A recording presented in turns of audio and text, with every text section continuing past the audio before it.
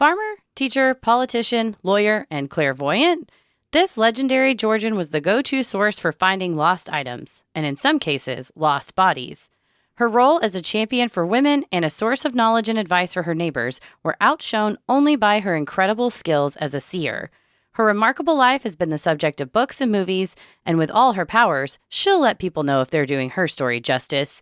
This week's episode is Mayhayley Lancaster, the Oracle of the Ages.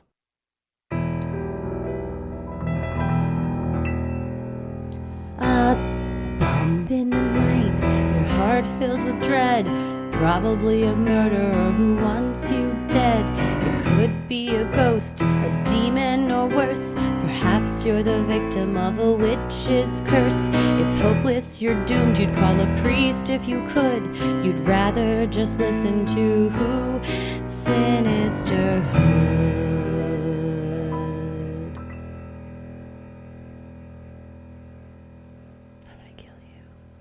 The day is finally here where the world beyond Atlanta can learn the story of Mayhayley Lancaster. I mean, I'm sure some people have because it's part of a movie, but our listeners who are not familiar, I'm so excited for you to meet her. She's a character. She's a hero and one of our mentors in life now that we're modeling Honestly, our own lives after.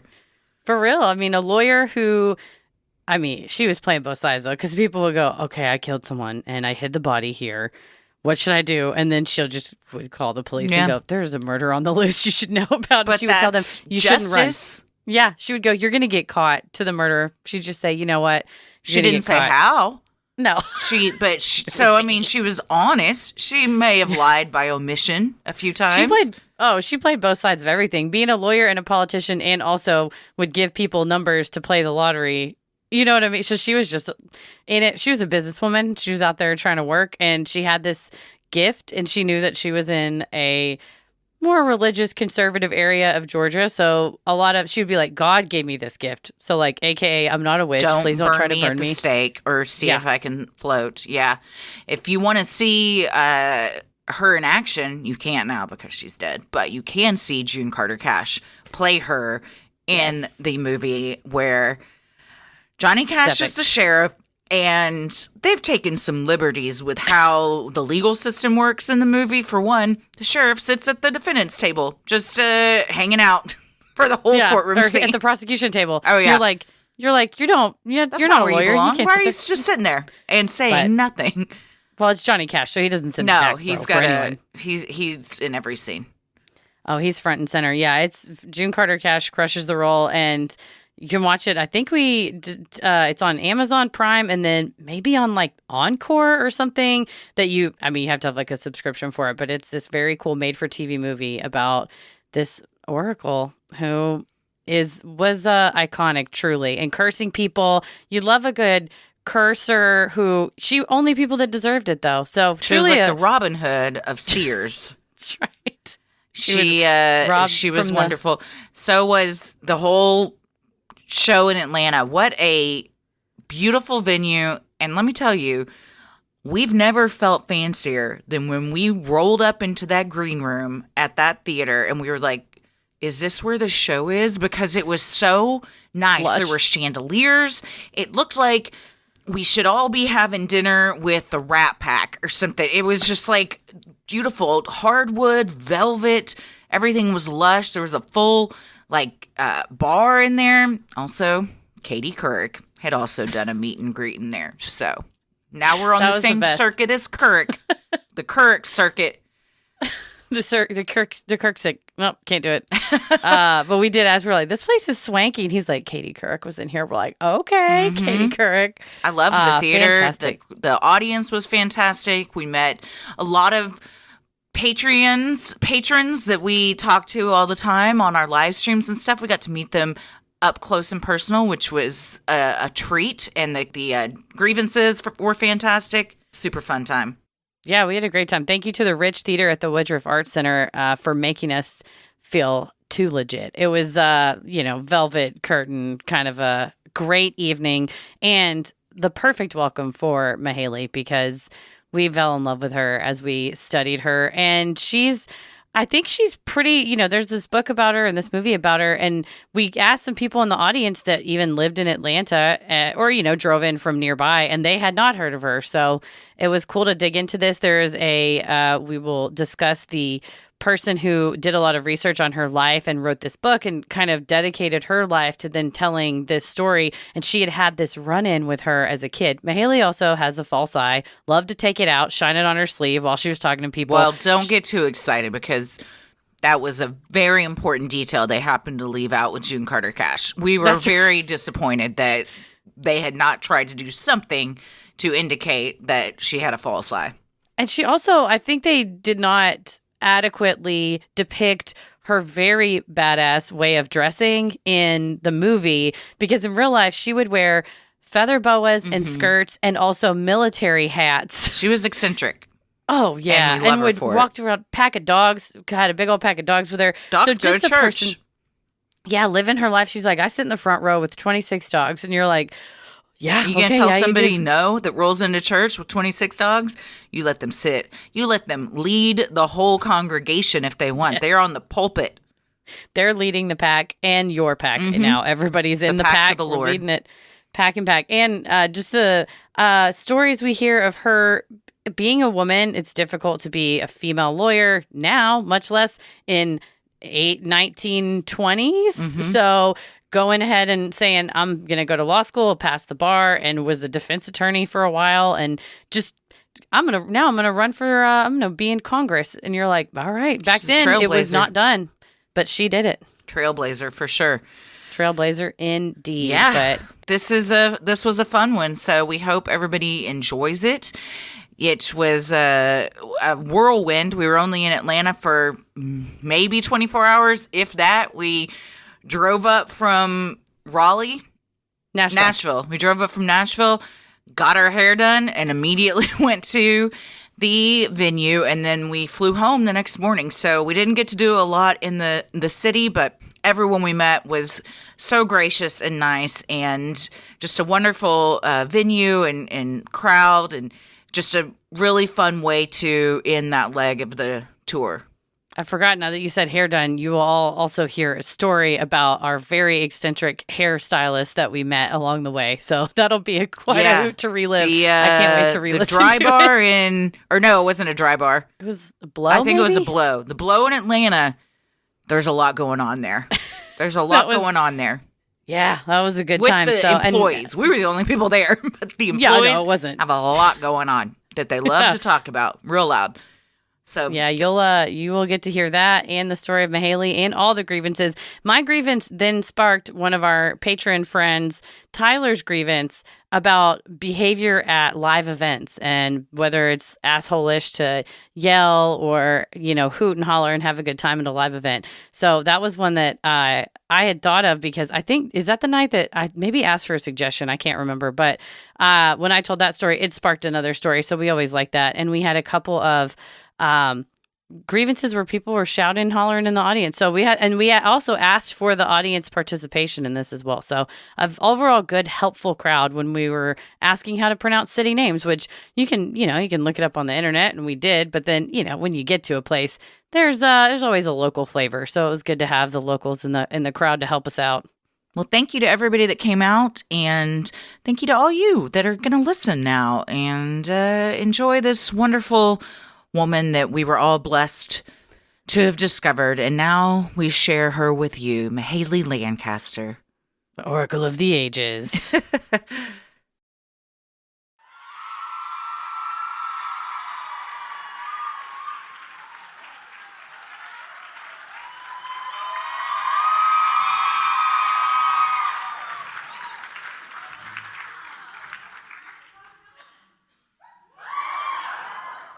Hello. You know what? Somebody told me once, just a few hours ago, this was an extremely simple mic, on and off. He was 100% right. I just turned it off. There we go. Yeah. Oh, look at that. We will both admit 9 times out of 10, probably 100 times out of 100, it's like, this is broken, and it's something I've done. Paris is like, oh, it's broken. Sure, hand it to me. Turn on. Every time. How's everyone feeling tonight? You all are amazing. We have had a whirlwind. We got in from Tennessee at 3:30, and now we are here. 3:30 p.m. Yes. And now we are here. So we haven't had much of a chance to see your beautiful city, but what we have seen, gorgeous buildings. Love it. Yes. We've seen a lot of buildings. You can see the buildings real good because your car doesn't move when you're driving. Yeah. You just sit still and you go. Christy had dozed off, rightfully so, because we had we're rough and tumble day. And she woke up and goes, "Is this Atlanta?" I was like, "Yeah, we're doing a tour that you didn't ask for, and neither did I." We're going to just look at every building. But it's been so good, and we actually got the magic of driving through time zones, which was real weird. That was weird. And we went into Tennessee, into Georgia, into Tennessee, into Georgia, and we did not understand, and we were too tired to figure it out. So I'm like, we just... Google said keep going, we're going to keep going, and the times were just changing. I was like, everything's meaningless. We were like, what if you live on this side of the road at the time, and your friends I was like, what if you live on one side time zone, and you work on the other? And what a mind fuck that would be of like, what do I set my alarm for every day? And Heather's like, you can't. You have to pick one. You quit your job. You can't do both. Start over, far away from the much. lines. Yeah, it's too much. Just leave, absolutely. We're in Eastern now, right? We are. We're in Eastern. Okay, cool. Yes. Everything's now or later, or for y'all, regular. So it's great. The main thing we've learned on tour is that time is meaningless, and we should all just live with one. What is it, Greenwich? Just one. We're going GMT only. GMT only. Simplify everything. Although then somebody tried to send us to schedule a meeting, and it was in Greenwich time, and I had to write back, can you send this in Central? Because I don't understand what time this meeting is supposed to be. Please don't make me do math. But we've had a great time. We have to fly back out tomorrow, so we won't get to spend a ton of time, but we did just have delicious food. Brown bag seafood. That was very good. It was like, Christy goes, if I worked down here, I would have this for lunch. I was like, yeah, that's a really good compliment where you're like, it's not going to make me sick. It's delicious. It's fine. Good. Yeah, it was great. I've been wanting seafood. It did not disappoint. You got to have the pre-show tots. So it happened. Yeah, we got some pre-show tots always. Yeah, but we have a very fun topic that we hard relate to, especially being in this beautiful theater, because Mayhayley was a badass bitch, and she didn't take a lot of shit from people. Anybody. Just like us. And what we did see of Georgia was via a made-for-TV movie starring Andy Griffith and Johnny Cash, we'll tell you about.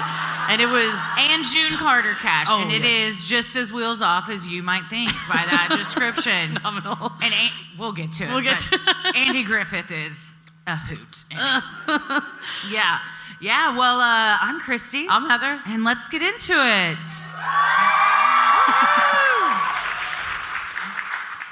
According to the Atlanta Constitution, never was there a more famous seer than Mayhayley Lancaster. That is how y'all talk, and I hope that you know that. I'm going based off of the made-for-TV film, Murder in Coweta County. Oh, and yes, we need to ask, because we've had 3 different pronunciations. Coweta? Coweta? Coweta or Coweta? Coweta. Okay. In Texas, I would say Coweta, but then a woman on the We're news not said, in Texas. Coweta, and I said, I don't think so. And then, Google was like, Coweta? And I was like, you're not from Georgia, Google. You're not, it's all, not even a real person. They're not from anything. It's got a mouth and a voice, though. So it's, I've already forgotten. Coweta. Okay. Are you, holler if you're from there. Okay. Do you call yourselves Cowetans? No. Good, because I thought that would be silly, so I'm glad that you don't. Amanda Mayhayley Lancaster was born in Heard County, Georgia on October 18th, 1875, to Harriet and John Lancaster. Of her 10 brothers and sisters, Mayhayley was the 3rd eldest. According to the biography Oracle of the Ages by Dot Moore, Mayhayley was born with a caul, a piece of the amniotic sac membrane that covers a child's face. Children born with this are called caul bearers.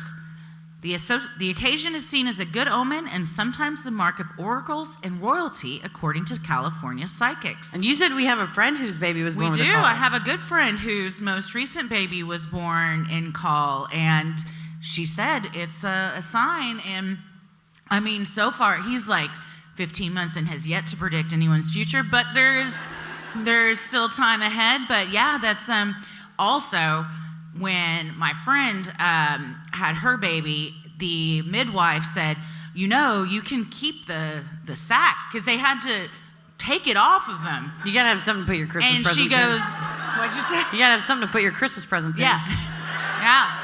And she said, back in the day, they used to take them and they would dry them out and use them as sacks. And my friend was like, yes. And her husband said, no, we are not. I was like, no. What? You have to keep that?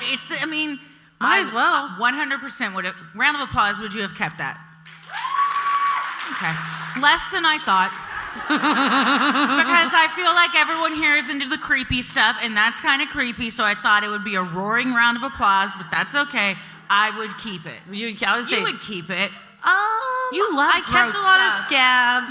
You collected scabs and Band-Aids when you were a kid. And teeth and gum, chewed gum. Yeah, I feel like, well, see, then you have a little pouch to keep all those things going forward. Damn it. A creepy pouch for your creepy collection. I mean, let's be real, though. If I was born that way, Nancy McKinney would have kept that. Oh, yeah. As she should, yes. Mayhayley was special from a young age. According to her biographer, Dot Moore, Mayhayley began telling fortunes for others at the young age of 6. In a witness's account in the book Oracle of the Ages, Mayhayley told a neighbor girl that she got her power from lying in an abandoned house and letting snakes crawl all over her. She then read Bible verses to the snakes. When she was done, she tore out the pages, crammed them in her mouth, and chewed on them, telling the child, "The Bible says you will eat the words of my mouth and you will be blessed." He was talking about prophecy, and that's what I do. That's my business, and I learned to do it right here. Mayhayley has always sounded like she's 150 years old. Yes. She was 150 years old at this time. I mean, she was, every picture of her, she was a weathered woman. She was she didn't give a F about nothing. No. And wore whatever, we will get to that. But she, at this story, first of all, shout out to Dot Moore, may she rest in peace. She dedicated like 40 years of her life to studying Mayhayley's life, because she encountered Mayhayley when Dot was 5, and this woman who dressed in an odd fashion, and everyone's like, she's the town psychic. And of course, as a 5-year-old, you're like, what? And so she became obsessed with her as an adult, and basically as her whole biographer, and went back and did interviews, firsthand interviews. And this now adult woman was like, yeah, when I was a child, everybody was at Mayhayley's house, and she was like, I hate people, don't you? And the little girl was like, yeah. And Mayhayley's like, let me show you something cool, and took her to this weird shack in the woods where she showed her this house and said, I used to come here when I was your age, and I let snakes crawl over me. And then she later said, the devil came and talked to me here once, and I'll tell you about it someday. And then when the woman grew up, she went back to Mayhayley and said, you told me that you were going to tell me what the devil said. And Mayhayley went, I never said that. Because, like, wouldn't you? You'd be like, I don't recall that. Like, you get kind of loose and you're like, oh, shit. Walk it back. You're a little kid, you don't remember. The only time that a child going into the woods and visiting a shack came out on the other side, and it was a good story and a good memory.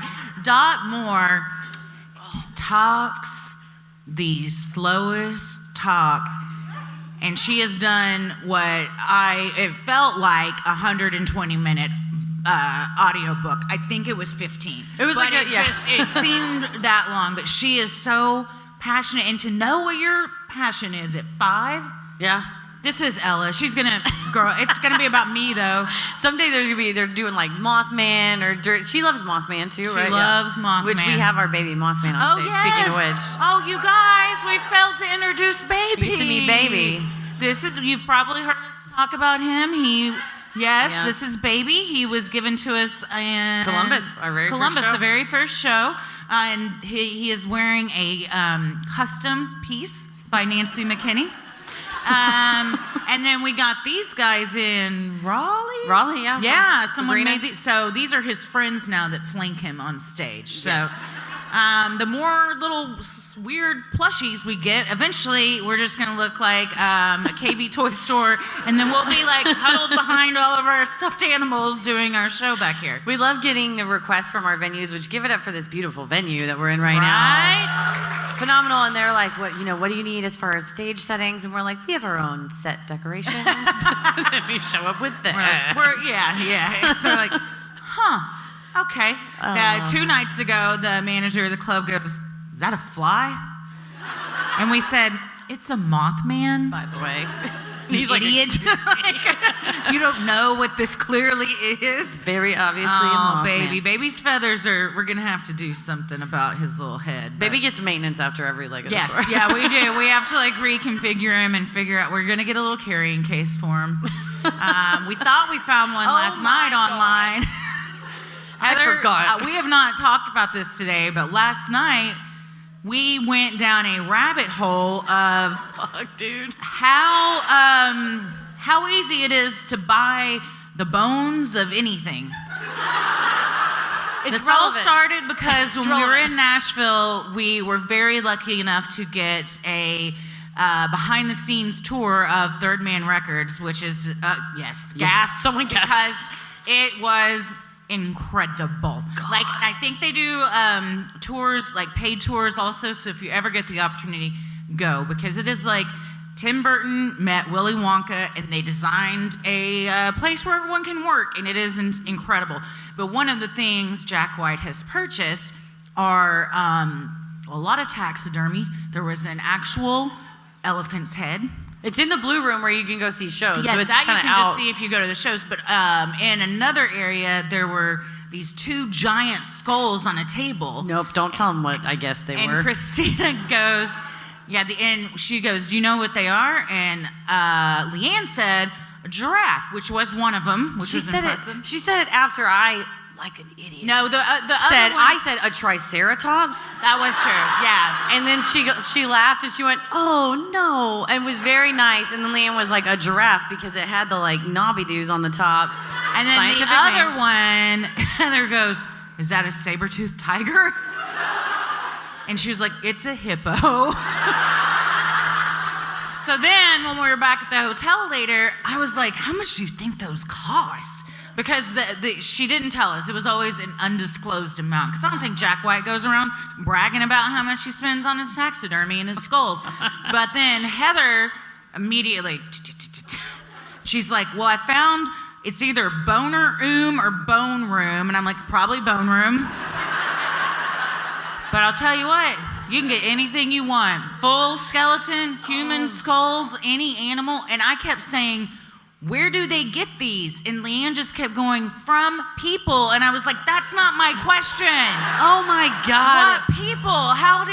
Where are these coming from? And we still don't know. That is in my search history. Oh, yeah. Because there's also a whole thing about the founder, and then I went down a rabbit hole about the life of a person who decided to turn his reptile at-home basement reptile emporium into a bone-selling operation. They yada over a lot in the middle. There's a lot of that. Yeah, so go to boneroom.com if you'd like to learn more about that. But y'all thought I was messing with you because it said that the giraffe's head was worth $6,900. Yes. And then we looked up a full human. No, it was a full giraffe. And it was $42,000. I go, this is bullshit. Somebody put $69 and $420. Check all the prices. This isn't real. Because also the bio was like written like cheeky. Whimsical. Yeah, and I'm like, this is a real professional business. I still don't buy it. I don't know. The only thing we could come up with was maybe it was like an FBI website. And it's meant to be like, you want to buy a skeleton, and then as soon as you send boneroom@gmail.com an email, it's like, oh yeah, meet me here, and then your handcuffs get slapped on your hands. Then we also thought, what if this was Leanne? She was like, wait, what if, because snakes can't digest bones, what if this guy's a serial killer and he's feeding the people to the snakes and then he's selling the bones to get rid of the evidence? And at that point, we all realized our MCs had kicked in And we were like, yeah, that sounds like that's probably exactly what happened. Yeah, it'd be the perfect crime. Well, also, you can get a human skull for $200, so I'll leave you with that. Yeah, it was much less than I thought it would be. There was a tab on the site that said, sell your bones.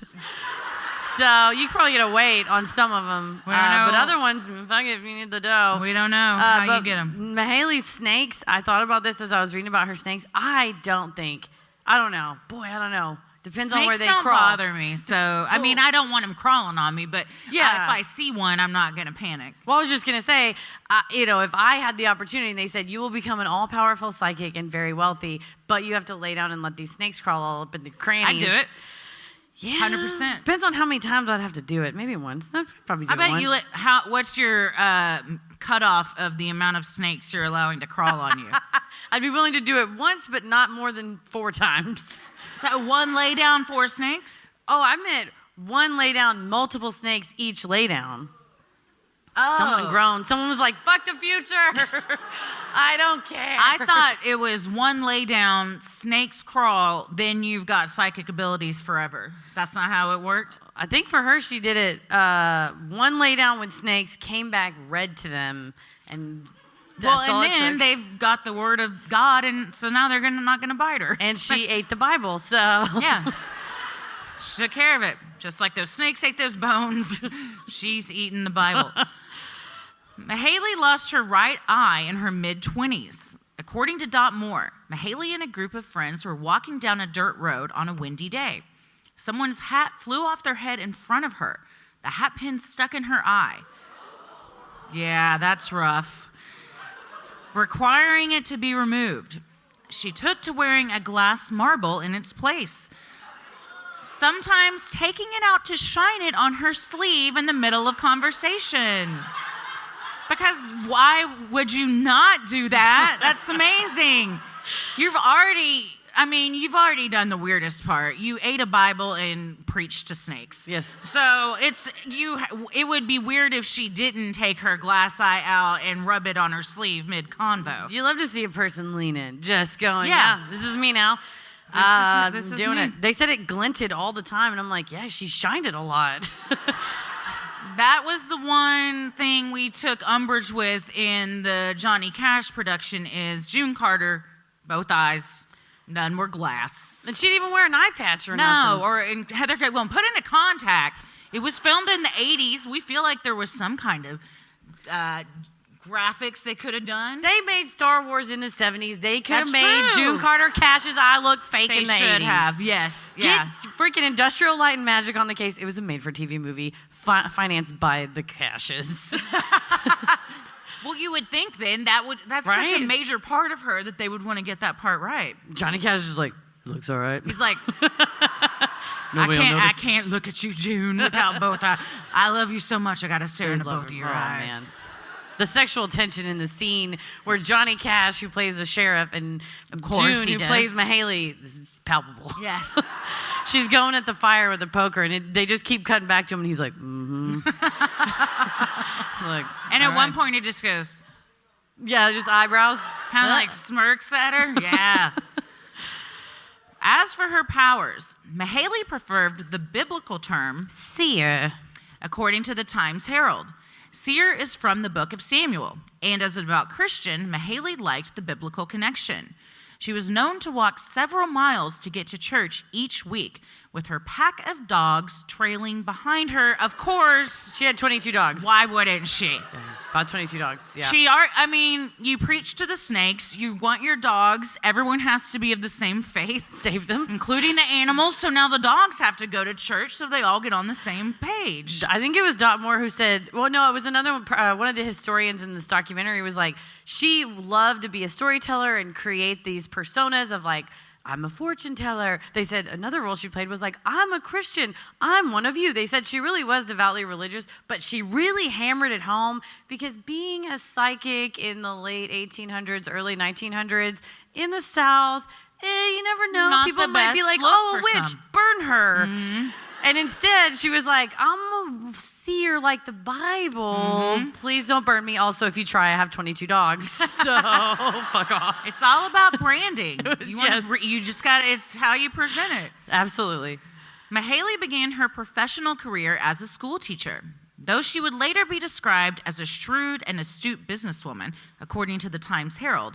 She was compassionate and patient with her pupils. Stephen Coot Nixon, love that. Oh, Coot. Oh, Coot. Was a student in Mayhayley's class as a boy. He broke his right arm, leaving him unable to write.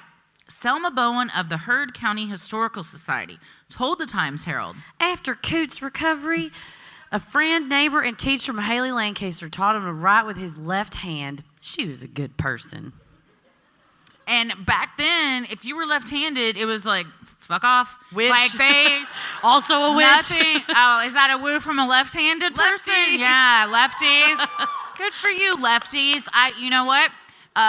Weird fun fact about me, I've always wanted to be left-handed, and one summer I tried to teach myself how to be, and I am still right-handed. So it's very hard. You can't just do that, or at least I guess I wasn't dedicated enough. But she didn't just say like, well, you're screwed. She was like, we're gonna fix this. Yeah. She's like, and you're still gonna have to deal with right-handed desks and right-handed everything, but you'll know how to write. Sorry, Coot, there's only so much I can do. Coot. Why do you think they didn't just go full Cooter? Oh, you know what? There's probably already one in the family. Oh, That's we Cooter. got Cooter. That's Coot. That's Coot. Don't get them twisted. They're two different people. We got Cooter, Coot, Scooter, Scoot, and Tooter. We're looking for a toot. Yeah, the next baby's got to be Toot. Absolutely. Well, that goodness transferred to her legal career. On February 10th, 1911, Mayhayley was admitted to the Atlanta Law School and began practicing as a lawyer shortly thereafter. According to the Times-Herald, she offered her services to indigent members of the community and was a frequent victor in the courtroom.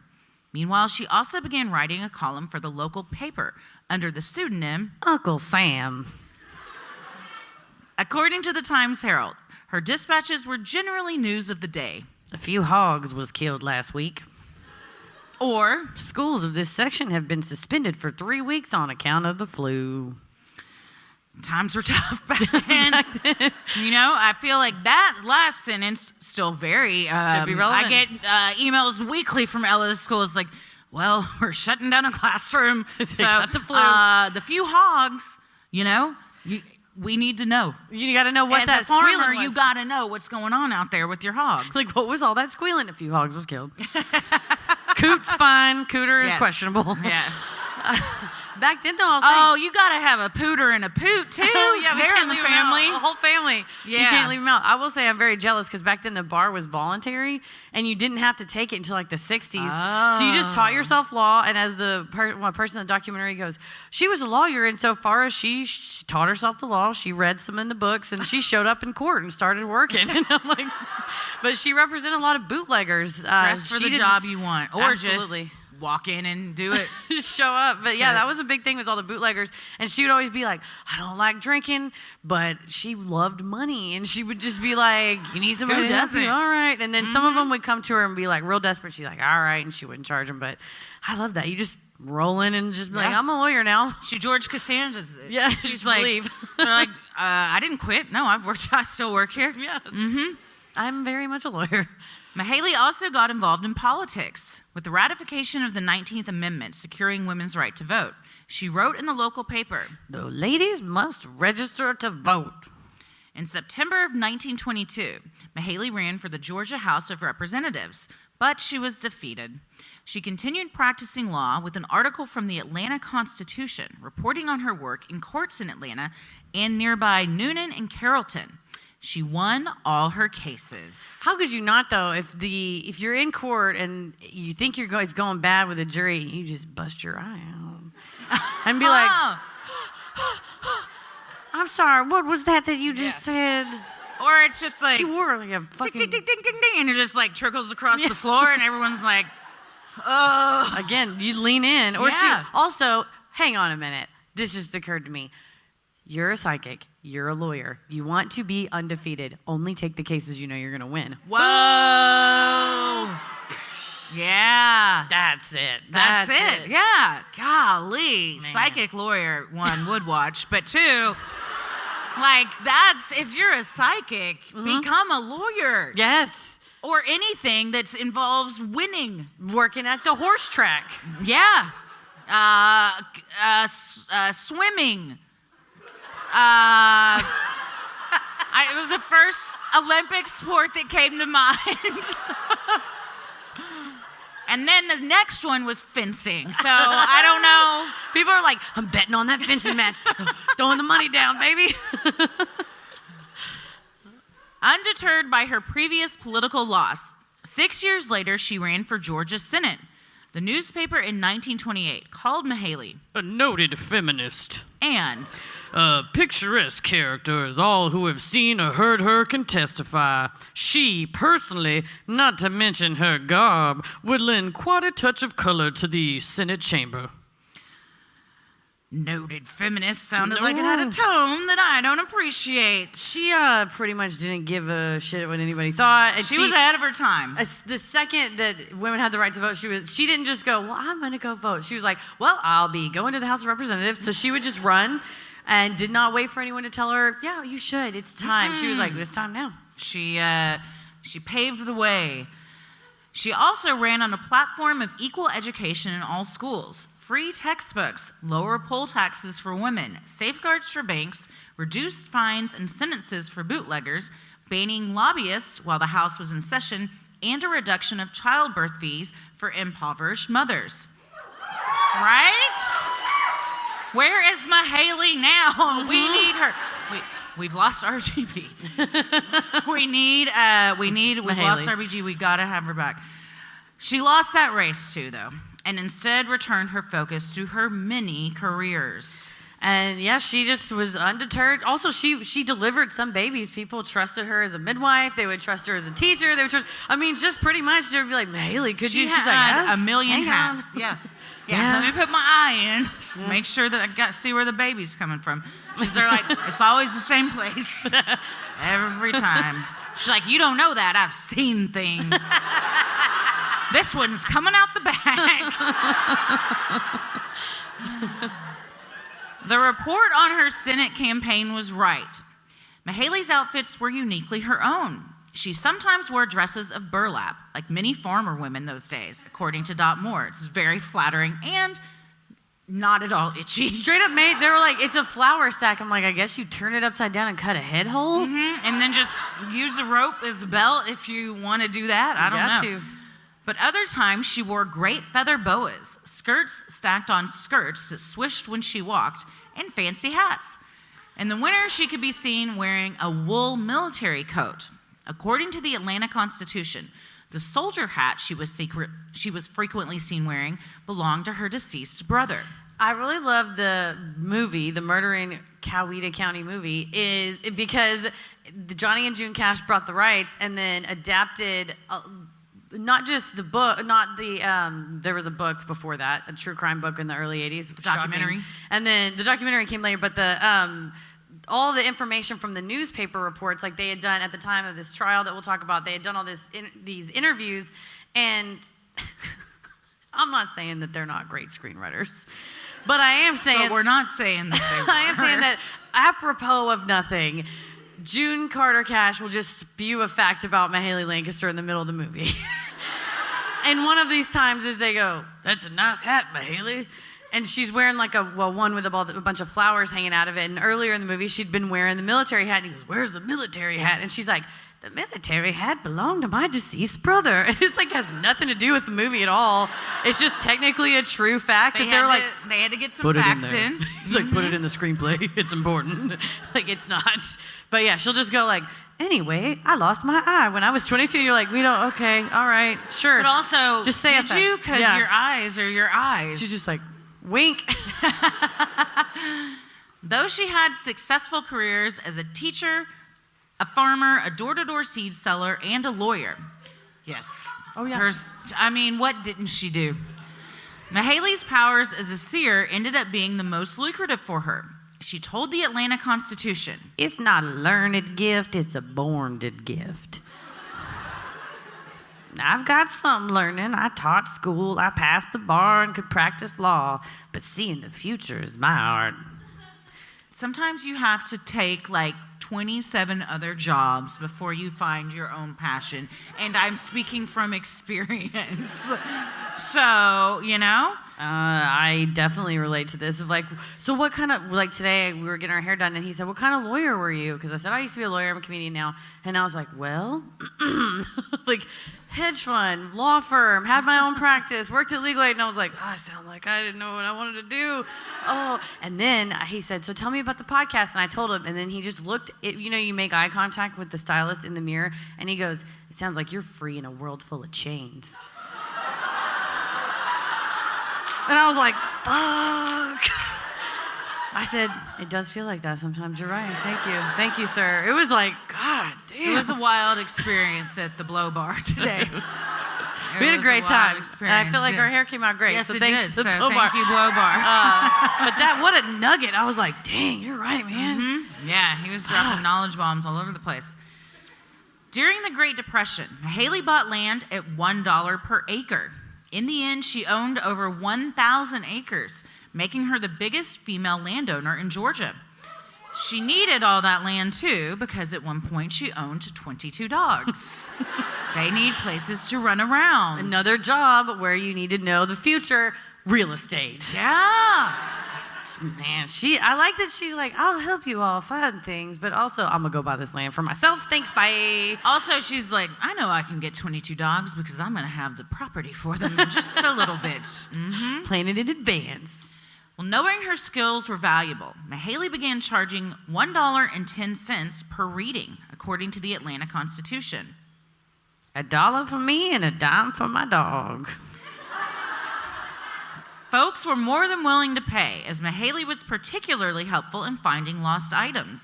Wallets, farm animals, and stolen goods. Mayhayley could find anything. There was one guy who Moore interviewed, and he said as a kid, his dad lost his wallet when they were working in the fields, and they went to see Mayhayley, and they were friendly with her and just kind of chatting, and out of saying nothing, she said, by the way, your wallet's on the third row, and it's halfway down, and you'll find it. He hadn't said, hey, we're here to see you because I lost my wallet. And then it's kind of like, and you'll find that wallet and come back and give me my $1 at a time. What do you think those dogs did with their dimes? What were they saving up for? They're like, we're going to go get our own land. I like that she had like a little trust fund for She did. them. She had a dog trust fund. This is my dog's fund. We don't dip into that. No, we leave That's it. for them, what they want to do. She would also tell futures. She would predict the number of children someone would eventually have and the children's sexes at birth, as well as take a crack at their names, too. Though most disturbing would be the people for whom she would conclude, there is no future to tell. And she did that one time. Worst thing you can hear from a fortune teller? I think so. Yeah, there was like a group of friends that came, and some came from one direction, some came from the other, and they drove together to meet at Mayhayley's house to all have their fortunes told. How fun. And she told most everyone's except for one person and was like, I gotta go. I'm tired. It's my time for bed. And they're like, oh, come on, can't you do her? She's like, no, I'm good. And then in the other room, she told them, there's no future for her. And then that night, half the people went one way. The woman drove off by herself, and she died that night. She had a car accident on the way home and died. And so I think, as Mayhayley, you're like, I don't want to tell her. You're like, just like, I got to go to bed. Well, it's like March of the Penguins. You can't interfere with what's going to happen. If she was like, you're going to die tonight, then that woman would have stayed there, and then you have a Final Destination situation on your hands, and death is just chasing her down, because when death comes for you, death succeeds. It will get you. Just like March of the Penguins. Another fact, I have never seen that movie because it will kill me. But I do know that they don't interfere with the little baby penguins when they're struggling, and that is why I won't watch it. Once she found herself in the courthouse during a foreclosure sale. A fine piano went up for auction, and Mayhayley was there to bid on it. Her beloved sister Sally loved to play. Mayhayley had the winning bid at $200, a hefty sum in the late 1930s, worth about $3,400 in today's money. The skilled seer asked the judge to give her until 2 p.m. that day to make her payment. Knowing her wealth, he agreed. Soon, she was out in the commissioner's meeting room, according to the Atlanta Constitution. She read so many fortunes, she came back to the judge in just a few hours with a wad of $200 in $1, $2, and $5 bills, having earned the full sum telling fortunes in just that one day. This woman rolled up and was like, bam. Here's your $200. Give me my piano. Man, that was back when $2 bills weren't like a special treat. Yeah. If you got one, everyone just carried them around. Man, R.I.P. $2 bills. Are they still around? I don't think any are really in circulation. I mean, you have some. You get can 'em. circle them. Yeah, I think you can get them from the bank probably still. I wonder why we stopped making those. There's definitely an answer I could quickly Google, but I will save that for later when we're looking up more bones we can purchase. How many bones does $2 get you? Probably not many. Probably maybe a tiny bird bone. The founder of the bone room's like, you can have the end of a pinky. But has to be a $2 bill. Only $2. That's fair. Well, soon more people outside of central Georgia would hear of Mayhayley's skills. In April of 1948, the metro Atlanta area was abuzz after the murder of sharecropper Wilson Turner. After a dispute over some moonshine bootlegging, of course, Turner had stolen a pair of cows from John Wallace, also tracks, one of the wealthiest men in the area. Wallace was called a county kingpin. Same for me. Who controlled local politics with his illegal bootlegging money, according to WXIA Atlanta News. That's the only revenge. If you have a bootlegging dispute, you steal their cows. Those are the two most important things that are, The moonshine boss had no idea where his expensive stolen cattle had gone. So Wallace sought out the advice of none other than Mayhayley Lancaster. He visited her cabin and gave her the required $1 and a dime, according to the Atlanta Constitution. Mayhayley then answered Wallace's question of who stole the cows. She told him Turner had taken them, that one cow would be found, and that Turner would be caught. And he went all the time. He was like a frequent flyer of Mayhayley's and went about every 6 months. She had a stamp card, yeah. So after a certain amount, you got a free reading. When you get 6 punches on the card, I'll let you wear my hat for a minute. Wallace was enraged at the theft and concocted a scheme for his revenge. Turner was arrested for the theft, but soon released for lack of evidence. When he was let out of jail, Wallace waited outside to intercept him and chase him down. In the end, Wallace caught up and murdered Turner during a fight in full view of patrons having lunch at the Sunset Tourist Camp. That's what they said. It's probably not what they thought they were going to see when they went to a restaurant called that. Let's stop here and have a sandwich. Oh my God. They're like, well, we're going to show you the sights. You came to see the sights. Here you go. Damn. What do you think happened to the other cow? That's how the boneroom.com gets its wares. You know what? Probably hit it real good. It's hard to hide a cow, I imagine. True. That was the most country thing I've said in a while. It's hard. I even got twang on that, too. It's hard to hide a cow, I imagine. That's like a southern aphorism, too. It was like, well, I tried to keep her from her. Well, it's hard to hide a cow, you know what they say. That's what they say. Wallace later claimed as he was pistol whipping Turner that the gun went off on accident. Wallace then disposed of Turner's body with the help of 2 field workers, Albert Brooks and Robert Lee Gates. Wallace first put the body in a well, then later retrieved it and burned it before scattering the ashes in a nearby stream. Yeah, he went above and beyond. And in the movie, to watch Andy Griffith do this, it took a lot of compartmentalizing from seeing him in the Andy Griffith show to now playing a sinister man that's burning a body in a pit that he has constructed out of a lot of wood. It was such a huge pyre, and then he was dumping maybe kerosene, probably gasoline on it. And didn't he light the torch yes, right? And just threw it. And I don't think it was a stunt double. I was like, Christ, that got close to him. And it's like a full-on torch. He just tosses it right on this giant pyre. Yeah. And his hair has so much hairspray in it. That couldn't have been safe No, for you no. at all. No.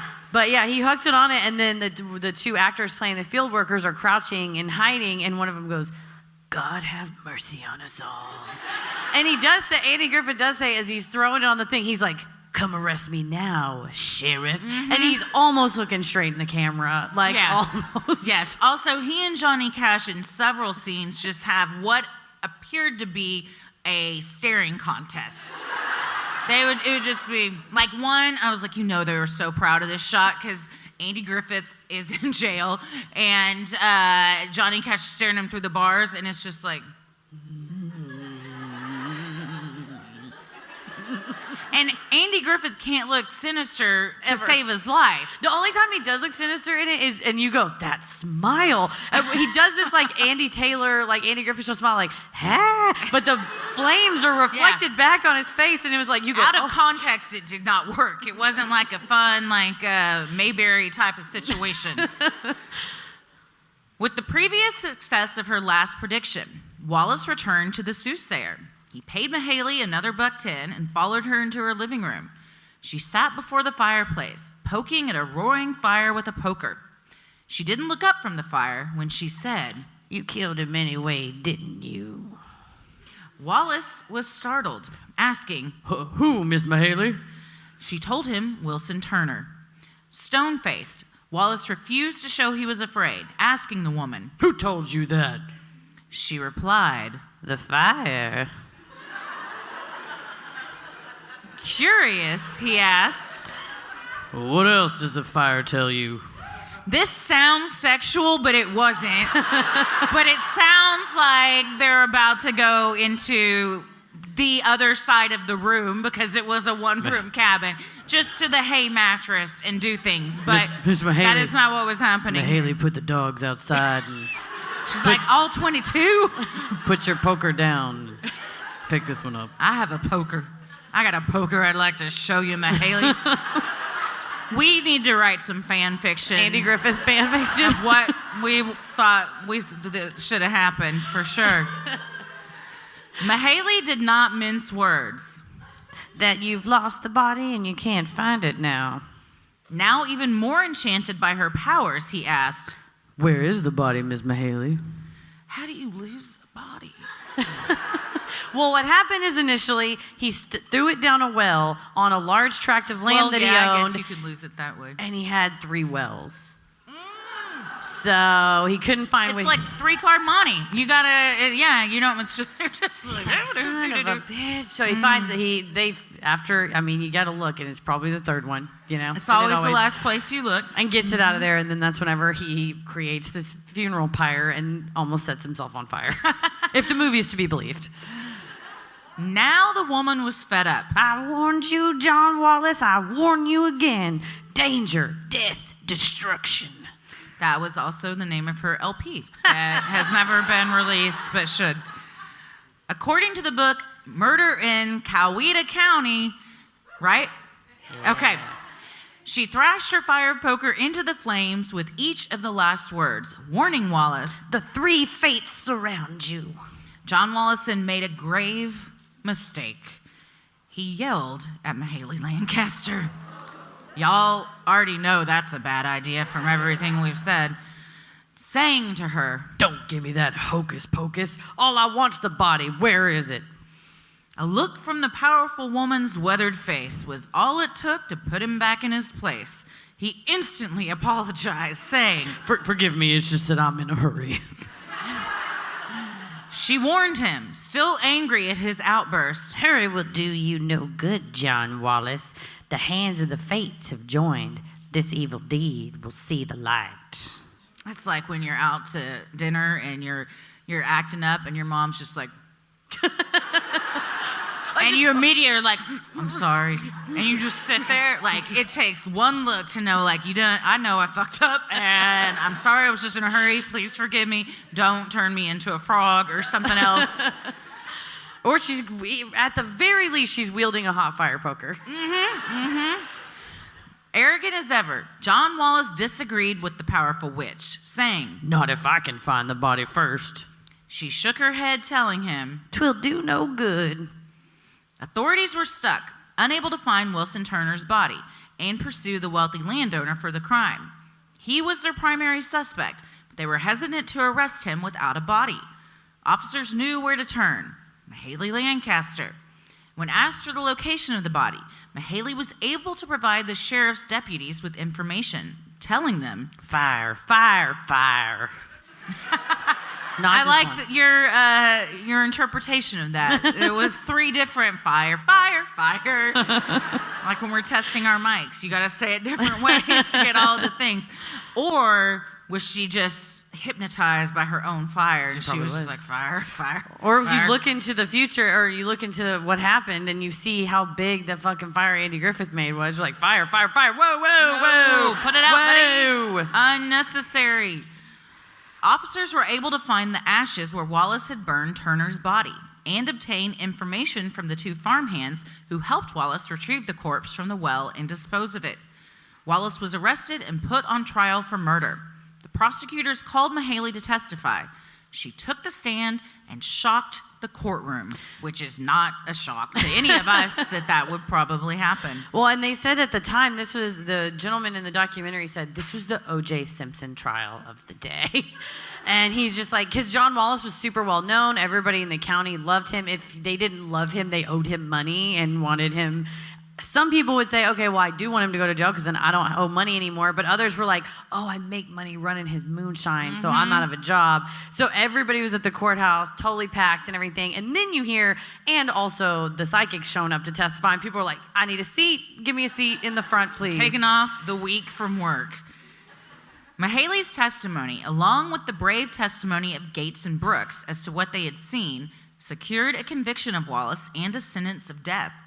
The case was groundbreaking. Not only was Wallace one of the wealthiest men to ever get the death penalty, but his case was also the first in Georgia, where a white man was given the death penalty on the testimony of 2 black witnesses.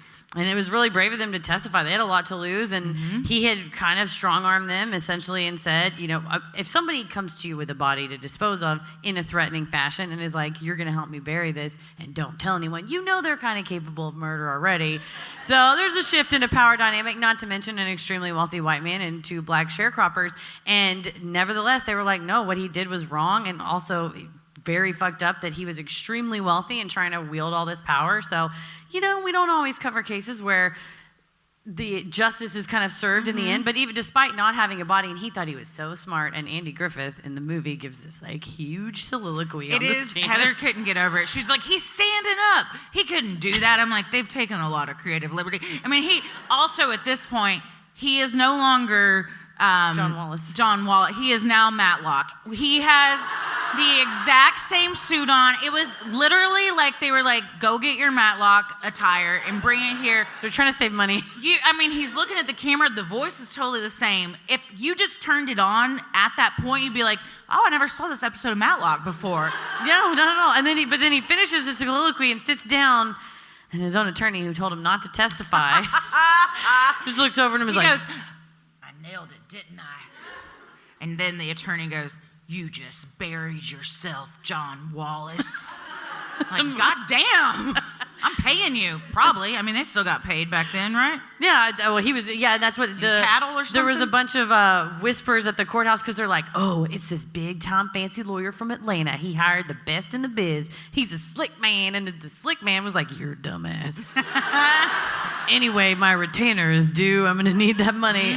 And not only are you probably not allowed to stand up and give a full monologue from the stand, but Johnny Cash, who was not playing a lawyer in the movie and was indeed playing a sheriff, is sitting at the prosecution table in the first chair. Yep. And I was like, you don't put Johnny Cash in with the other people just watching. What did you say? You go, Johnny Cash didn't sit in the back for nobody. Like, no, he does not. He is producing, I imagine directing, and has written the film. He sits wherever he wants. He has no lines because that sheriff wasn't part of the trial. And there's like transcripts of this trial. So he just sits there with that look on his face the whole time. Just watching June on the stand like, Never before and never again will there be two older people hornier for each other than them. Like, so fucking horny for each other. Just like nasty horny for each other. He shows up in the movie to Mayhayley's house and she's like, well, you got to give $1 for me and a dime for my dogs. And the moments it takes him to fish the change out of his pocket.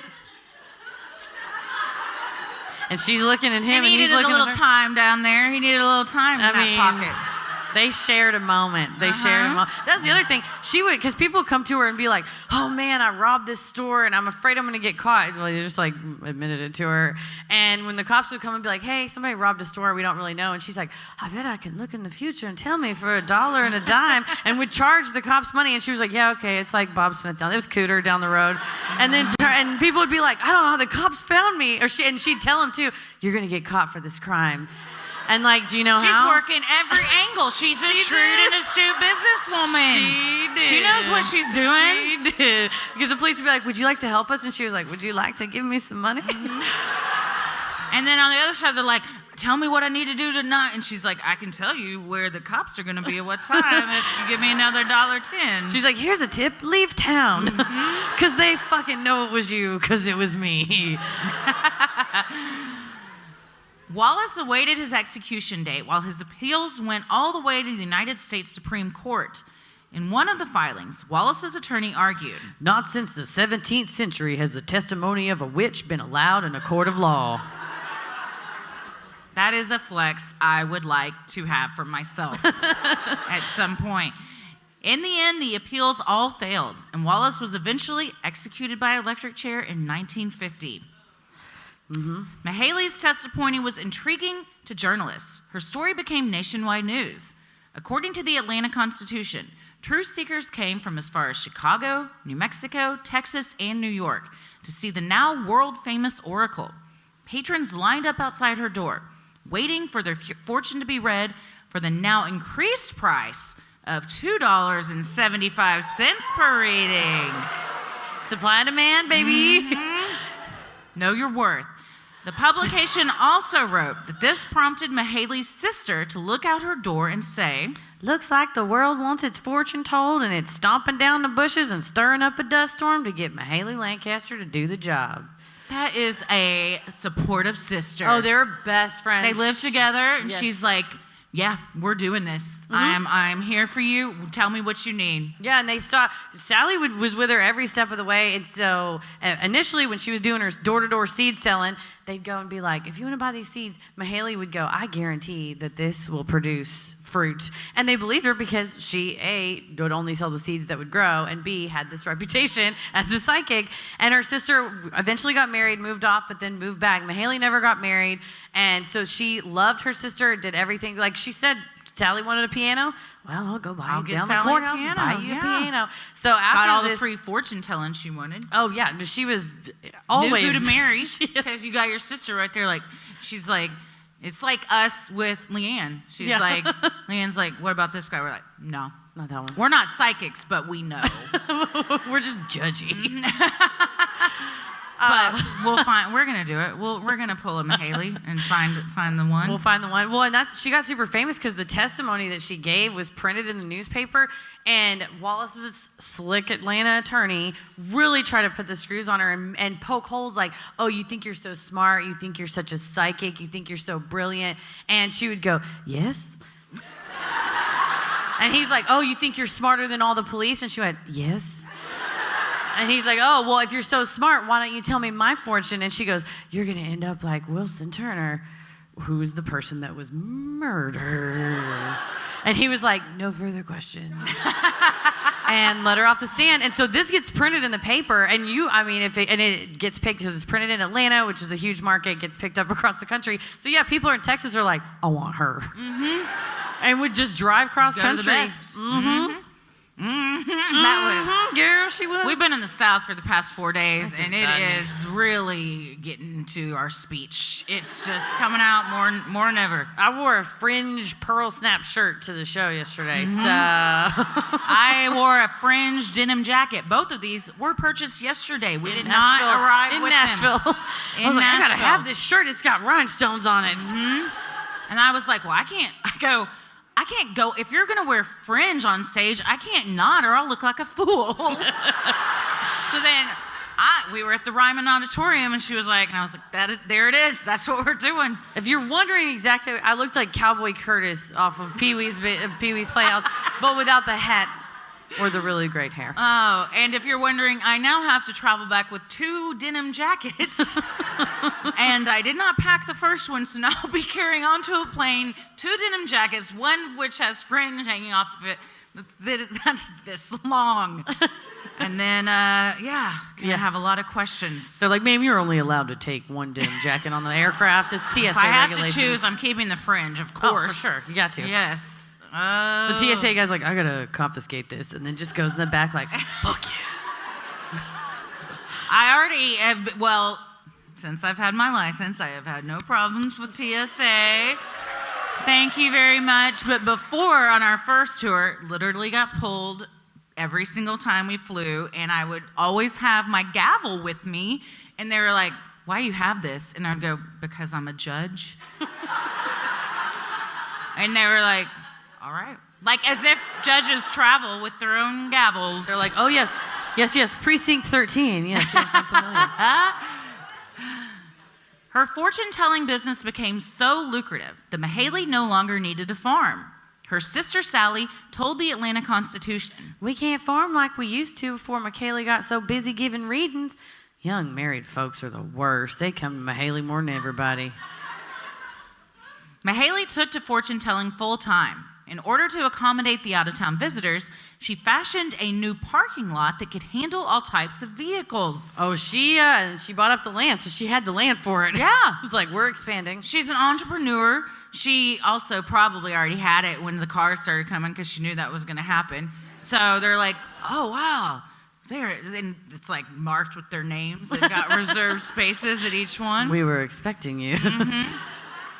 On particularly busy days, the Atlanta Constitution reported that up to 50 cars waited for a chance to stop at Mayhayley's cabin. With the long lines came long waits and thirsty patrons. So Mayhayley's brother-in-law set up a concession stand. Always thinking. Selling up to 16 cases of soft drinks per day, along with candy, sandwiches, sardines, and crackers. You're going to be waiting in this hot sun for a while. I'm going to sell you a tin of fish. You can eat them whole hog with the bones and everything on these crackers. And they're like, God, you know it's real salty.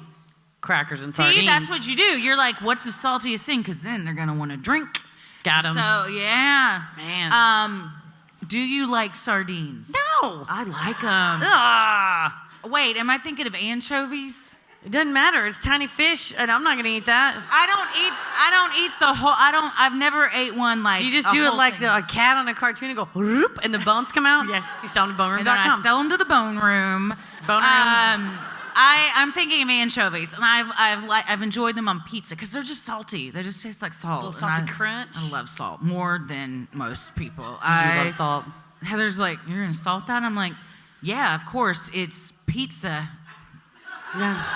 Or why wouldn't I put salt all over this salad? Also, something I do all the time. I know now when we go to the Mexican restaurants, we're going to salt the chips. Okay. This is divided the show for over 2 years now.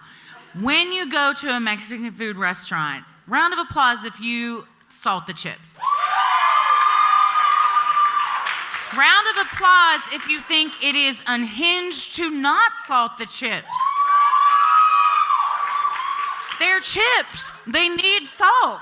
Round of applause if you're that person at the table who has to eat a chip coated in salt that already had salt on it when it came out of the kitchen. No.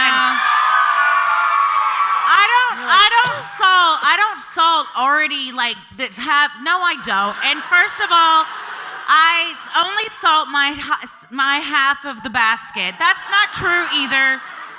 That is not true. I do not. I always ask you if I can. Yeah, I've never shaken the basket up. You could say no. You know what I'll start doing? I'll start individually salting each of my chips. That's fine. So you don't have to. No, I've worry become about it. used to it. The top layer of skin off my tongue got Well, burned. there you go.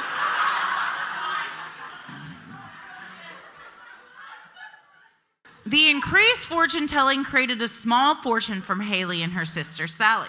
On average, Mayhayley read 33 fortunes per day at $2.75 apiece, bringing in $90.75 a day, or about $1,080 in today's money.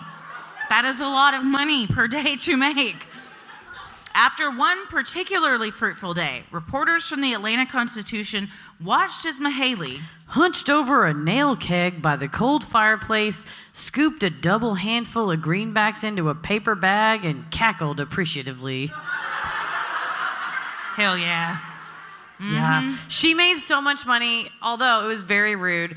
She made so much money that she would get robbed pretty frequently. All the She would time. hide it over, I think she was She didn't robbed. believe in banks. She didn't trust the bank. She was robbed about 30 times. It was very rude when the newspaper reported on it. It was like, seer didn't see robbery coming. I always wonder if she was like, no, I have so much money, like they probably need it, whatever. You know, she just didn't care. She wouldn't turn them in. But there would be reports of other people going, well, I saw people running in the Lancaster house and running out with money. And the sheriff kept getting called, and he was like, yeah, I can't do this anymore. All right, guys, we're going to go take her money to the bank. And they showed up, and they're like, okay, Mayhayley, it's a tax on our resources. Like, we keep responding to these robberies. And she's like, I don't need you to, but okay.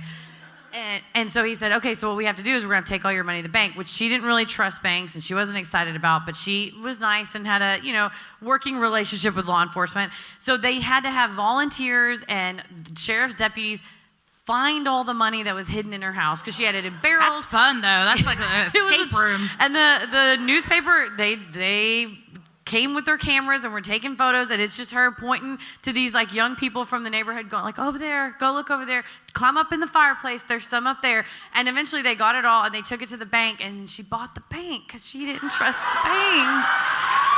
She didn't trust the bank. And how genius is that? Because she's like, she knows she's going to buy the bank, but she's like, if y'all want to do all the hard work of moving all my cash over there for me, go right ahead. She's like, by all means, go climb up, shimmy up that fireplace. With all the money she made, she was able to have a large 10-bedroom house built for her and her sister in Franklin. Also, all the dogs. Yes. The Atlanta Constitution reported that she paid $35,000 for the place in stacks of $1 bills. All collected from telling fortunes. It's the equivalent of the lady on the Looney Tunes who's like, I'd like to deposit these pennies. Yeah. Just drops it down, yeah. I'm here to pay my earnest money. 1, 2. Didn't I believe you've mentioned this before, when your mom would go to the bank to deposit coins in a similar sack? Yes. What did she do so the teller was entertained? So many things, because she's my mom. And she opened her mouth, and that was all that really needed to happen. And honestly. they love her immediately, like all of us. But so my dad, to clarify why we had a bunch of coins, my dad was They were fortune tellers. We were actually, they told secrets. We owned a Zoltar machine. No, but my dad was he worked for the Dallas Morning News, so he had all these newspaper racks, and so people back in the day would put the coin and he'd get the newspaper out.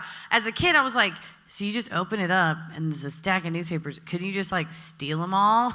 And my dad goes, well, we hope people don't do that. And I was like, oh. And Do you like food, Heather? Yeah. And don't put that idea in people's minds. You know what, though? I don't know how many newspaper racks you all have seen. I don't see very many of them, and it's probably because people did that. So you got to buy them at the store. But we always had all these coins, and my mom would help my dad out, and so she would count them all, and she would put them in these plastic tubes. This thing did not last long, and I'm going to let you, on your end, suss out why this product didn't last. But Borden's Dairy, which is a Texas dairy, would sell little plastic tubes about the size of a mini M&M's tube full of cream, buttercream, and you were supposed to shake it yourself and make your own butter. What? I've never heard What's that guy of doing in the back of the bus? He's making his own butter. Don't call the authorities. He's fine. And it was like, we've been getting calls all over town with these goddamn butter makers. It was like a tiny butter truck. It's like so wild. I've never seen or heard of this. I've got to find one. So people were going wild. They stopped making them. And a friend of ours down the street, her husband worked for the dairy and and of course my family, she's like, we have all these like empty tubes that used to have butter in them. Like, do you want them? My mom was like, yeah, absolutely I do. And it turns out each butter tube held $10 worth of quarters. And so my mom would count the quarters, fill it up, and put the butter tube. But then she took you get a canvas sack like in a cartoon. She would paint scenes on the outside of it. Like beach scenes. Like a beach scene with a flamingo or like a sun with sunglasses. Funny stuff. Like emojis before there were any. Yeah, it was like a fun, whimsical bag of coins. And then she would give it to him. And I do remember as a kid going like, why did you do that? And Mom's like, oh, it's fun. And I don't want him to lose my bags. Because I imagine if you take that bag and then later on a legitimate client comes in and is like, I need to make a withdrawal. We're actually going to, do a business Don't act dealing. like your mom wasn't a legitimate She was legitimate. client. The most legitimate. But yeah, you get a business client and they're going, yeah, we need our money. And then it comes out with a flamingo in the bag and they're like, what the hell is this? That is not it. So, also, imagine if you're like, I got to count all this change. You're like, well, this is fun, though. Yeah, it's fun. I get to look at this little son with sunglasses. It's true, treat. Yeah. They have to dump it over into the coin counter. And I remember as a kid going... Coinstar? Yeah, but I never liked it because it takes some of your money. No, we take it to the bank. They had the coin counters at the bank. And then I said, why don't we get one of those? And Mom's like... We're poor. And I was like, oh, okay.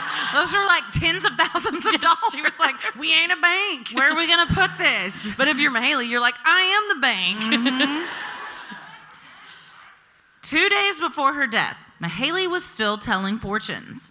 Then, according to the Atlanta Constitution, a heart attack hit her. I know. R.I.P. She's not really gone, though, is she? Nope. Mayhayley died on May 22nd, 1955, at the age of 79. On her tombstone read the words, neither did his brethren believe in him. St. John, 7th chapter, 5th verse. Celestine Sibley, who often wrote of Mayhayley in the Atlanta Constitution, summed up her powers writing, Mayhayley was the closest thing to a genuine old-fashioned witch that I ever saw.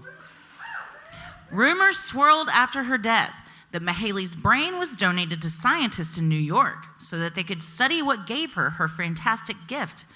Biographer Dot Moore followed these rumors to the truth. The medical examiner who had treated Mayhayley's body confirmed it was indeed a rumor. Her remarkable brain remained in her skull and was buried along with her. Except you can purchase her skull from boneroom.com. No, it's not available. Well, $6,900. Maybe it is. They don't name them, so you don't know who you're getting. Like, for all we know, it's her. This one's got a fun military hat on. Atlanta journalist Bob Harrell reported on Mayhayley nearly 2 decades after her death, when her tombstone was vandalized. Monsters. Some roustabouts had cracked the stone in half, leaving the top portion upside down beside the bottom. Quoting her tombstone, Harrell wondered in his column, Dateline Georgia, why such an epitaph when most everybody did believe in Mayhayley Lancaster? And that's true. I mean, she chose this. Neither did his brethren believe in him. The him is capital. She's talking about Jesus. And she's like, people didn't believe Jesus either. Huh. Mic drop, die, peace out forever. Or is it? Mm-hmm. And that was one of the scenes in the Johnny Cash movie is they asked June Carter, like, oh, where'd you get that hat? And she's like, the hat belonged to my dead brother. And they go, oh, he died. I'm so sorry. And she goes, it's okay. We still talk. And then walks off. The story of Mayhayley's role in the murder trial of Wilson Turner was so gripping that author Margaret Ann Barnes developed it into the 1977 book Murder in Coweta County. Johnny Cash and June Carter Cash obtained the rights and adapted the book into a movie of the same name in 1983, starring Andy Griffith as John Wallish, Johnny Cash as the sheriff, and June Carter Cash as Mayhayley Lancaster. It is $2.99 to rent on Amazon Prime or watch on Tubi for free. Mm-hmm. Yeah. Fantastic. We paid the $2.99 because we needed it immediately and we didn't feel like having to sign into a bunch of stuff. I was like, I can't download an app. I got to watch it right now. Go, go, go. It's, it's worth it. It's good. It's a good time. Yeah. It's silly. Yeah. The story of Mayhayley's role in the murder trial of Wilson Turner was, I just read that. That is something that would have been edited out, but you guys get to hear that. That's the magic of live shows. But see how quickly we recover? And when we're recording in studio, we're like, fuck, hold on. And then I'm like, and I burp, a nasty burp. And I'm like, you can mute that later, right? And she's like, yeah, I mean, I'd have to listen to it first. Yeah, I can, though. The amount of edits, when I write them down for Tommy, that are just mute one of us, burp, is more than a handful. Her legacy as a political firebrand was also studied after her death as well. Nellie Duke is a women's rights historian and activist. She was collecting information on Mayhayley's work in the area of women's rights and women in politics for a book on the subject. After working for several years and amassing a large amount of notes and research on the subject, Nellie was ready to start writing. One day in 1995, she received a mysterious phone call from Daytona Beach, Florida, where she knew no one. A strange female voice on the phone told Nellie that Mayhayley Lancaster had a message for her. Your booty is just so tight when you get that call. It calls and it's like, hi, is this Nellie Duke? And she's like, yeah. And it's like, I'm calling from Daytona Beach. Why? A ghost has a message. Like, Nellie froze, knowing Mayhayley had died 40 years earlier. She asked what the message was. The caller said Mayhayley was grateful that Nellie chose to focus on her women's rights activism rather than on her business as an oracle. Despite the compliment, Nellie was terrified by the incident and went to her study to lock up all of her notes. But she's like, I didn't really much want to write the book after that. And it's like, why not? She said you were doing great. You got the thumbs up. But you got the approval. I think if you're superstitious, you'd be like, well, what if I write the whole thing and it gets published and I didn't do a good job because she's watching? Mayhayley's legacy has inspired creative works, too. A band called Mayhayley's Grave serves up music fit for the Georgia legend. The band describes itself as Southern Gothic Swing, a circus band of the apocalypse Americana gumbo. Just word vomit. Whatever you call it, however you slice it, Mayhayley's Grave serves up a raucous good time every time. And I think if you are serving apocalypse Americana gumbo, you do have to slice it. You cannot use a spoon. That's thick. It's thick. It's thick, yeah. The theatrical play Flies at the Well, with music written by local author and historian W. Jeff Bishop, tells the story of the Wallace murder trial and Mayhayley's role in it. The Newman Theater in Coweta County hosted a production and praised Bishop for his hard work on the show, writing. We discovered that developing a play is like making sausage. You might not want to know what went into it. That was a rough production for them. I was like, well, I'm sorry. They put that on the website of the theater. Over the years, vandals chipped pieces of Mayhayley's gravestone until it was in ruins. Don't worry, they're all cursed now. Dude. Eventually, the church took the remnants of the original stone and put it in the safe hands of the Historical Society. Visitors leave money, gifts, or letters for the famed seer. Some say if you were to harm the grave or take items, you will suffer a hardship on the way home, something like car trouble or a spat with your spouse. I like that she's like, I'm going to fuck your day up, but not your life up. Right? Yeah. And she's like, and let that be a lesson to you. And I imagine those two things are tied together. Yeah, it's true. Either you're in a fight with your spouse and your car breaks down because you're not paying attention, or you get into a fight because your car broke down and it is hot as hell and somebody's trying to change a tire. So hot. It's so hot here. So hot. After all the vandalism, a new stone was erected in its place with a concrete bottom for safety, keeping Mayhayley's resting place safe forever. Though she is gone, her impact on the community lives on. Journalist Retta Grimsley wrote in the Atlanta Constitution, she lived from 1875 to 1955, but around these parts is as if she walked yesterday. Also, don't answer your phone because it might be her. She's or do. watching you. Yeah, totally do. I'll answer my phone. Well, so what do we think? I couldn't love. We love her so a person much. More. She is an icon. Didn't yes. Give a F. Round of applause for Mayhayley. Had anyone heard of her before tonight? Yeah. That is a crime.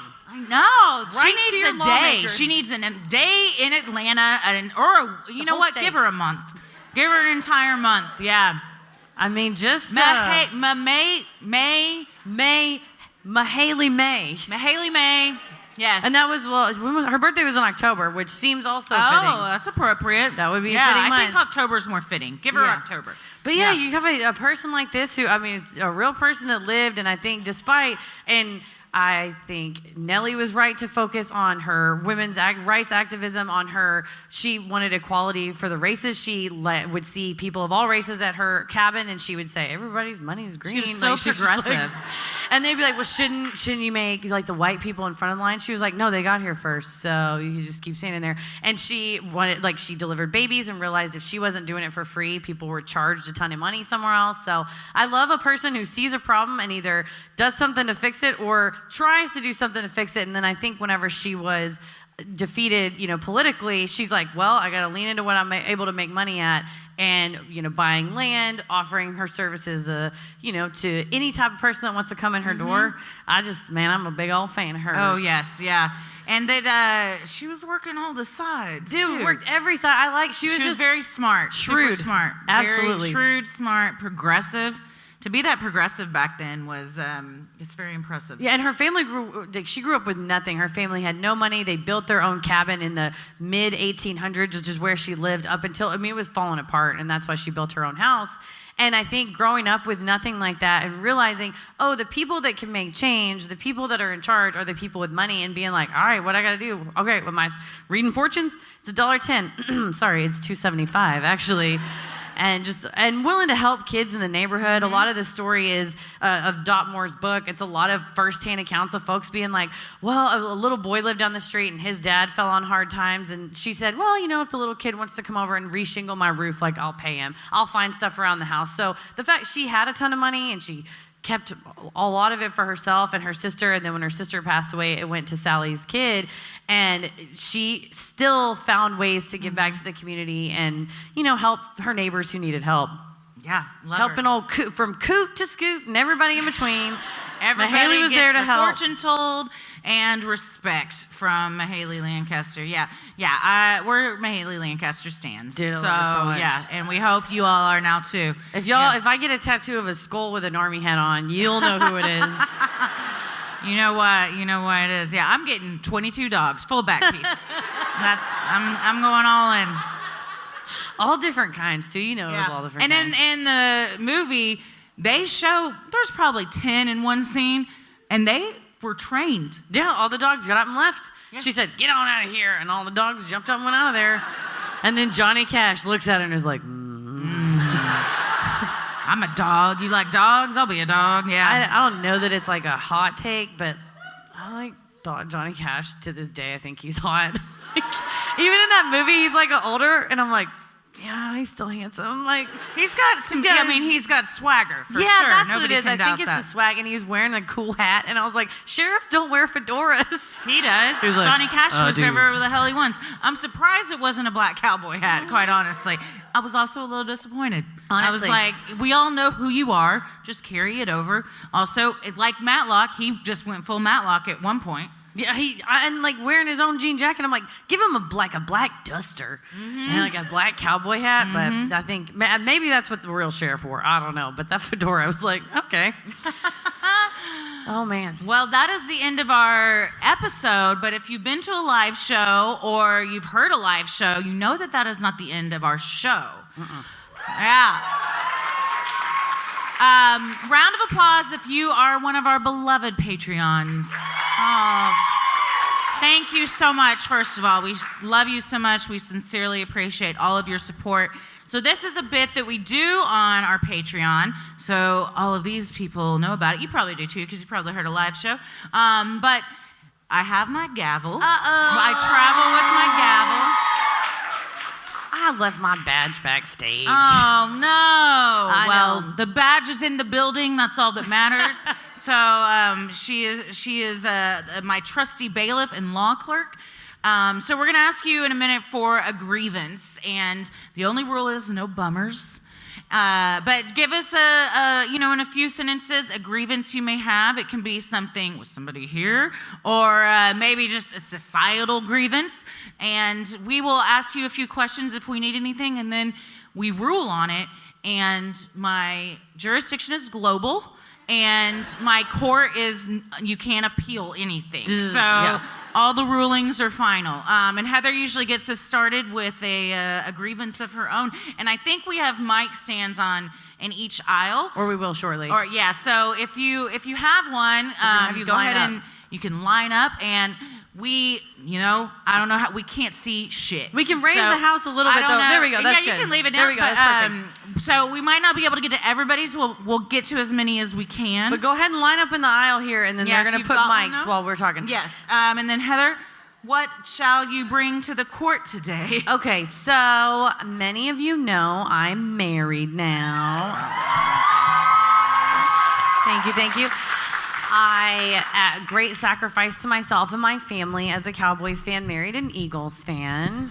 I know. I don't know I just know Cowboys and the Eagles hate each other. And Falcons and Cowboys, everybody hates the Cowboys. Well, so it's probably fair to say the Falcon fans also hate them. The Eagles and the Falcons aren't in the same conference, I don't think. So we're good? No, so it's a neutral. This is a good neutral crew. Safe space. It's a safe space for me to discuss this. Fans. All right. And I was born and bred, grown up. My dad was the ultimate Cowboys fan and really hated Tom Brady a lot, and then second most hated the Eagles and Washington. But now that we're married, we have to kind of give each other shit whenever we trash talk when we watch the games. We also trash talk when we go to the games. And the last game we went to was in 2019, so pre-pandemic, and it was for Paris's birthday, and I did a huge splurge and was like, you're not getting another birthday or Christmas gift because these are like crazy. Cowboy tickets are crazy. So we got Cowboys-Eagles tickets, go to the game. He's wearing his Eagles jersey, I'm wearing my Cowboys jersey, our hats and everything. And the whole time we're like giving each other mad shit. The lady behind us thought it was very cute because she was, she was just like, oh, y'all are so playful. And we were kind of loud, like, in your face, and, everything like that. But the people in front of us were kind of disgusted and hated us. And I don't know, they were wearing kind of neutral clothes, so I'm sure they were Cowboys fans if they were there, but I don't know if they were just irritated that Paris was cheering when the Cowboys did poorly or just in general. So my question is it okay and appropriate, were we in the wrong to loudly heckle one another? One another, not even the team. We weren't just heckling one another. And then the freaking giant Cowboys say they can't hear us anyway. But even if it's a loud football game, everyone's screaming. Yeah, I mean it's not like it's a ballet. We're we monsters for yelling pretty aggressive things at each other. Well, how are you like? Fuck you, cocksucker. Yeah. You fucking Eagles cocksucker. Yeah. You know what Eagles do? They suck a cock. No, I would never. Do you know how many times fuck you, cocksucker has been said in this theater? In this very classy. That might be the first time. Classy velvet seat. Well, I leave my mark wherever I go. So no, it's great. Were there cuss words exchanged? Not too many, but some. Okay, I can see where. Children. There were no children around us. But some adults also don't like to hear that. I'm not one. I just said probably fuck nobody you, in this cocksucker. room. And so, yeah, but it's good that there were no children around because I think that is a different can of worms. I do try to be now, especially being around your kids or my nieces and stuff. I do try to be cognizant. Yeah. When Ella was first learning to talk, I said, her first word is going to be fuck. And Tommy goes, she'll learn goddamn it way before she learns fuck. My sister always goes, shit. And Sydney started going, shit. And then they had to teach her. Cute, but you're like, don't, but do, because it's funny. And they had to say, that's not polite to say that. You need to say shoot. And then out of nowhere, apropos nothing, she went, it's not okay to say, shit. It's more polite to say, oh, shoot. It's just like, I can't tell you not to say that. She's right. She's totally right, though. Yeah. So I was not, given my, my relationship to the kids in my life. So, but they were just like, so. Were they cheering when a team would score? They were kind of like golf clapping everything. Like their lack of enthusiasm isn't my problem. No. I'm really happy right now. Me too. I'm glad we came. Yeah, me too.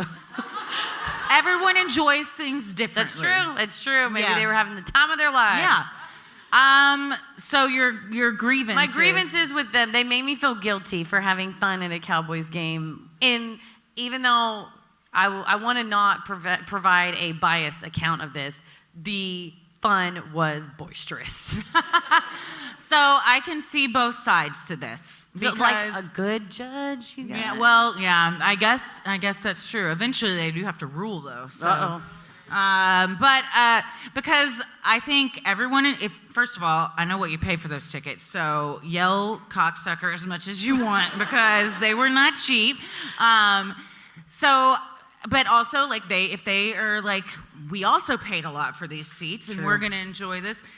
I would not be giving dirty looks, but internally I would be like, I really wish these people would shut the fuck up that are behind me yelling, just because I don't like yelling. You know, It's it a doesn't football matter. game. I know. That's why I don't go to football games. Okay, I don't there want you to go. have a lot of yelling around me. I watch it in my home. And just, yeah, I yell enough. I don't need to hear it from other people. If I want to hear somebody yell, I'll just listen to myself. So I get it, but if you didn't let it affect you, then you know, if that's how you express your fun, then go for it. I don't know. That's a good question, because at what point, if your fun is impeding on someone else's fun, I guess it's a moral question you got to ask yourself of, like, how do I want to, like, not be the person that maybe, like, ruins something for somebody, but I'm having fun? Or do I want to temper it back so we're all having fun?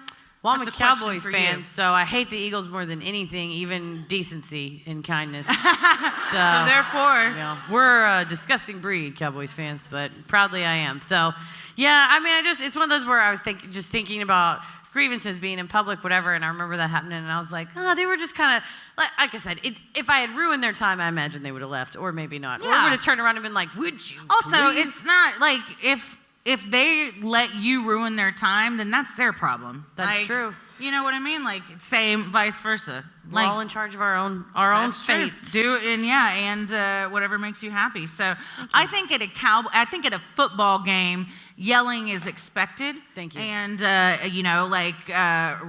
what is it called when you, like, Razz each other, heckling? razz. But there's another word I was looking for. Rib? Yeah, heckling each Rib. other. Is that the Ironically, when someone screams out heckling. Yeah. So I think that's an environment that it's not, like, unexpected. Now, if you go to the movies and you're like, I fucking told you Samuel L. Never. Jackson sucks shit. Never. And then, like, First of all, if someone says that in the movie, you're legally allowed to turn around and punch him in the mouth. And you're like, I'm sorry, it's the law. Yeah. But if you yell Samuel L. Jackson sucks shit. you can't. Samuel L. Jackson appears out of nowhere and punches you in the face himself. It's like a Beetlejuice situation if you yell that. So, like, if you're in an environment where it's expected to be like that, then yeah, I think you have a right to do that. Thank you, Your Honor. I would say, because I've been at sporting events with children where drunk people are like, man. fuck you, whatever they're... Tom Brady? Yeah, and you're like, good Lord, God, we're like, my child's here. Also, it's always Tom Brady. But Fuck then Tom I'm like, it's fine. Fuck you, Tom Brady, is what we say in this house. It's fine. That is You're like, if it was anyone else. Yeah.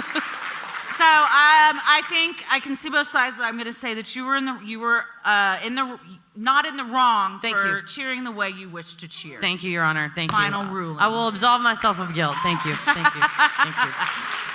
All right, if we have grievances. We'll go back and forth. We'll alternate. So we'll start with this side, just because I'm Well, there's right-handed no and that's one what I there. picked. So tell us your name and your pronouns, please.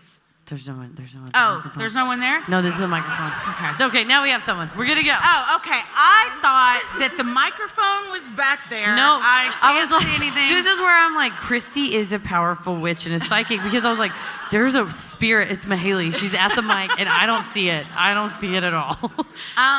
Thank you so much. What's your name and pronouns? I'm Abby, she, her. Hi, Alvy. Abby. Abby. Sorry. Abby. Alvy's a cool name, though. Alvy's dope, if you want to dude. change it, I mean, that's cool. Abby, thank you. So basically, I went on a date with this girl at a park, and I ordered food for us.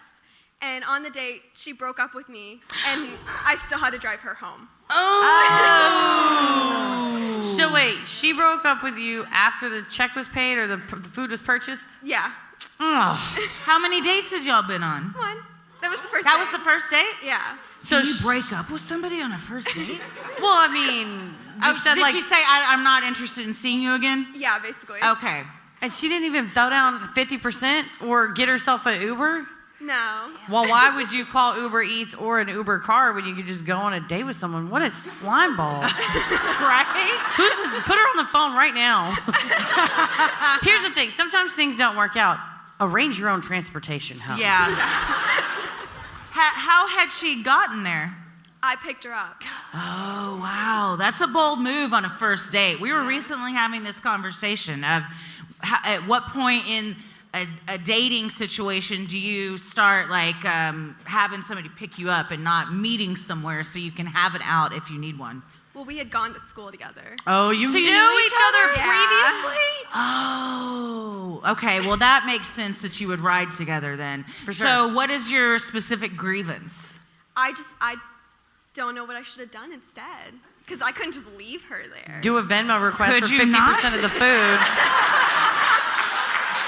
I mean, it And then wasn't charge her like the IRS limit of 56 cents per mile for a reimbursement for the ride home. You didn't meet on a deserted island. You could have left her there, and she could have found her own way home, I imagine. She's got a phone. You can call Uber. Yeah, you went on a date in a park, There's so it's public transit. yeah. Did you ask after? Huh? There's not public transit. There's no public transit. Never mind. She got a pair of feet and probably another friend, a she person could have she walked. knows. Did you offer to drive her home, or was she like, so can you give me a ride? I think it was just kind of implied. 'Cause Implied. She didn't ever ask, like, so are we, like, still good to drive me home? Or Yeah. She didn't say that? No. So you get the food, you pick her up, you go to the place, you finish eating, then she gives you the old axe. Yeah. And then then it's like, well, it's time to go. And then she just walks around the passenger side and starts fiddling with the handle. Yeah. Dang. That's I bold. mean, what I would have done is I would have Lock. charged her on Venmo. I would send her a like, Christy requests $52. And then I would have put a car emoji and a sandwich or whatever, so she knows what it's for. And maybe a middle finger. Yep, also. lesson learned. Because, yeah, I think, and I was just recently telling Heather this, I didn't really date in my life, which is a weird thing maybe to say, but like, I didn't go on, did somebody applaud? Thank Straight you.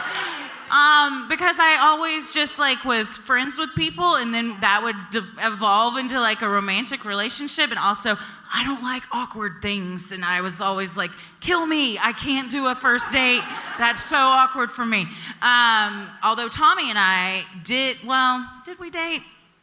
I mean, we eventually dated. But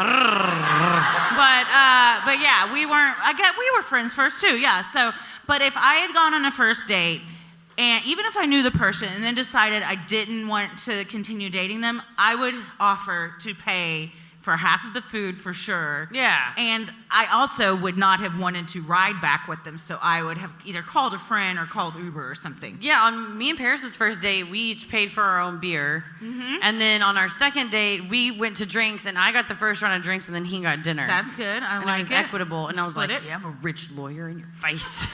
Movie guy. No, I'm kidding. But no, we split it. I thought it was equitable and like less weird. I don't know. But everybody's different. Some people, there's an expectation or a discussion. But at the end of the day, I think you're entitled to compensation. Mm-hmm. Have you spoken since? Briefly. And you were like, where's my money? What was the conversation? Unless you don't want to share and you don't have to. No, she was more of like, hey, you want to hang out again? You were like, why? Are you hungry? You need to go somewhere? Right? She was like, do you know where we should go on a date? Like the airport at like 10:30 tomorrow when my flight takes off. Yeah, I'd love to go on a date. Do you know where Saks Fifth Avenue is? We can just meet there. Sale. So she is interested. I don't know. Well, this is how you find out, and you get a free meal, is you go on a second date, but she has to pay. What do you do? I'll be like, I forgot my wallet. Oh, yeah. On purpose, because you owe me a meal. Uh-huh. But I would say meet there. Yeah. Because if it doesn't go well, you don't want a second round of that car ride. And in a fun way, if you meet at the place, first of all, you're off the hook for the ride. But then when you sit down to eat, you go, it's your treat, right? Since I did the last one. Mm-hmm. Set it up in advance. And if they're front, like, no, you're paying this, you'd be like, oh, okay, well, I got to go. So. Yeah. Or even establish that before you go. True. So it's like everyone's on the same page. Yeah. Like, that's right. Do you like her? Do you like her? At this point, I'm not sure. Well, then I say, go on a second. I remember somebody always told me, try everything twice because. And it was about food, and then the second part was because you may have eaten a bad one the first time. So. It applies to everything. It can apply to everything. You know what? It's hard to hide a cow. So, it's hard to hide a cow. It's hard to hide a cow. I think go on a second date so you know how you feel and you get it's equal. True. Yes. Final ruling. Thank you so much, Abby. Thank you. Good luck. Best of luck. Do we have someone over Yes, we here? do. We do. Hello. What is your name and pronouns? Hey, my name's Lindsay, she, her. Hi, Lindsay. Hello. So my boyfriend and I of almost 6 years are moving in together. Congrats. And I really want to get a dog. Okay. But I don't want to get a dog right now because I'm in law school and that's hard and I don't have time to take care of a dog and I need a yard, you know? But when we get this dog, and I want a really big dog, like German Shepherd, Husky, you know, I want to name it Nugget. Oh, I love that. Nickname Nugs. And he Okay. says no because it's going to get made fun of at the dog park. By who? He's here, by the way. He's here? He's here. By other dogs or by the owners? Dogs are vicious. Yeah. Mean about names. It's like, oh, thanks. Why is that a make fun of name? That's what I'm saying. I I think think Nugs Nuggets- is a very cute nickname. It's very cute. Oh, so it's just the Nugs? No, I mean, Oh, the it'd whole be thing. Nuggets, nickname Nugs. Nuggets to Nugs. Is he partial to a different name? Sir? You have been called upon. Not necessarily. You Okay. just don't like Nugget. It's a big dog. That's what for I Nugget. thought. He said That's it's a what big I thought. dog. I was like, I bet he doesn't. He wants like Brutus or something. Like Nugget is like a little tiny like Cocker Spaniel or a tiny Chihuahua or something like that. I think it's funny when big dogs have little dog names. That's what I'm and saying. vice versa. That's what I'm saying. I think Yeah. it's funny. Why do you want to name a dog before you have it? That's a genuine question. Genuine question. I mean, I've wanted one for a while, so I've thought about I had this. my kids' You know, names like, picked out first. Well, I feel like a dog, it exists, I guess unless it's a puppy, sort of exists and has a life before you, and then when you meet it, you go, well, I don't think that name quite fits. And you Here's might do another that. name that fits. Like, I got Buffy, who is she's an American Staffordshire and Pit Bull Terrier, and thank You can use code CREEPY for 20% off your Embark DNA Doggy test. DNA test, absolutely. And because they told me at the dog pound that she was a hound dog, because I was like, I'll buy her anyway. Or not buy her, she was free. She was on give away a dog day, so you get what you pay for. It's great.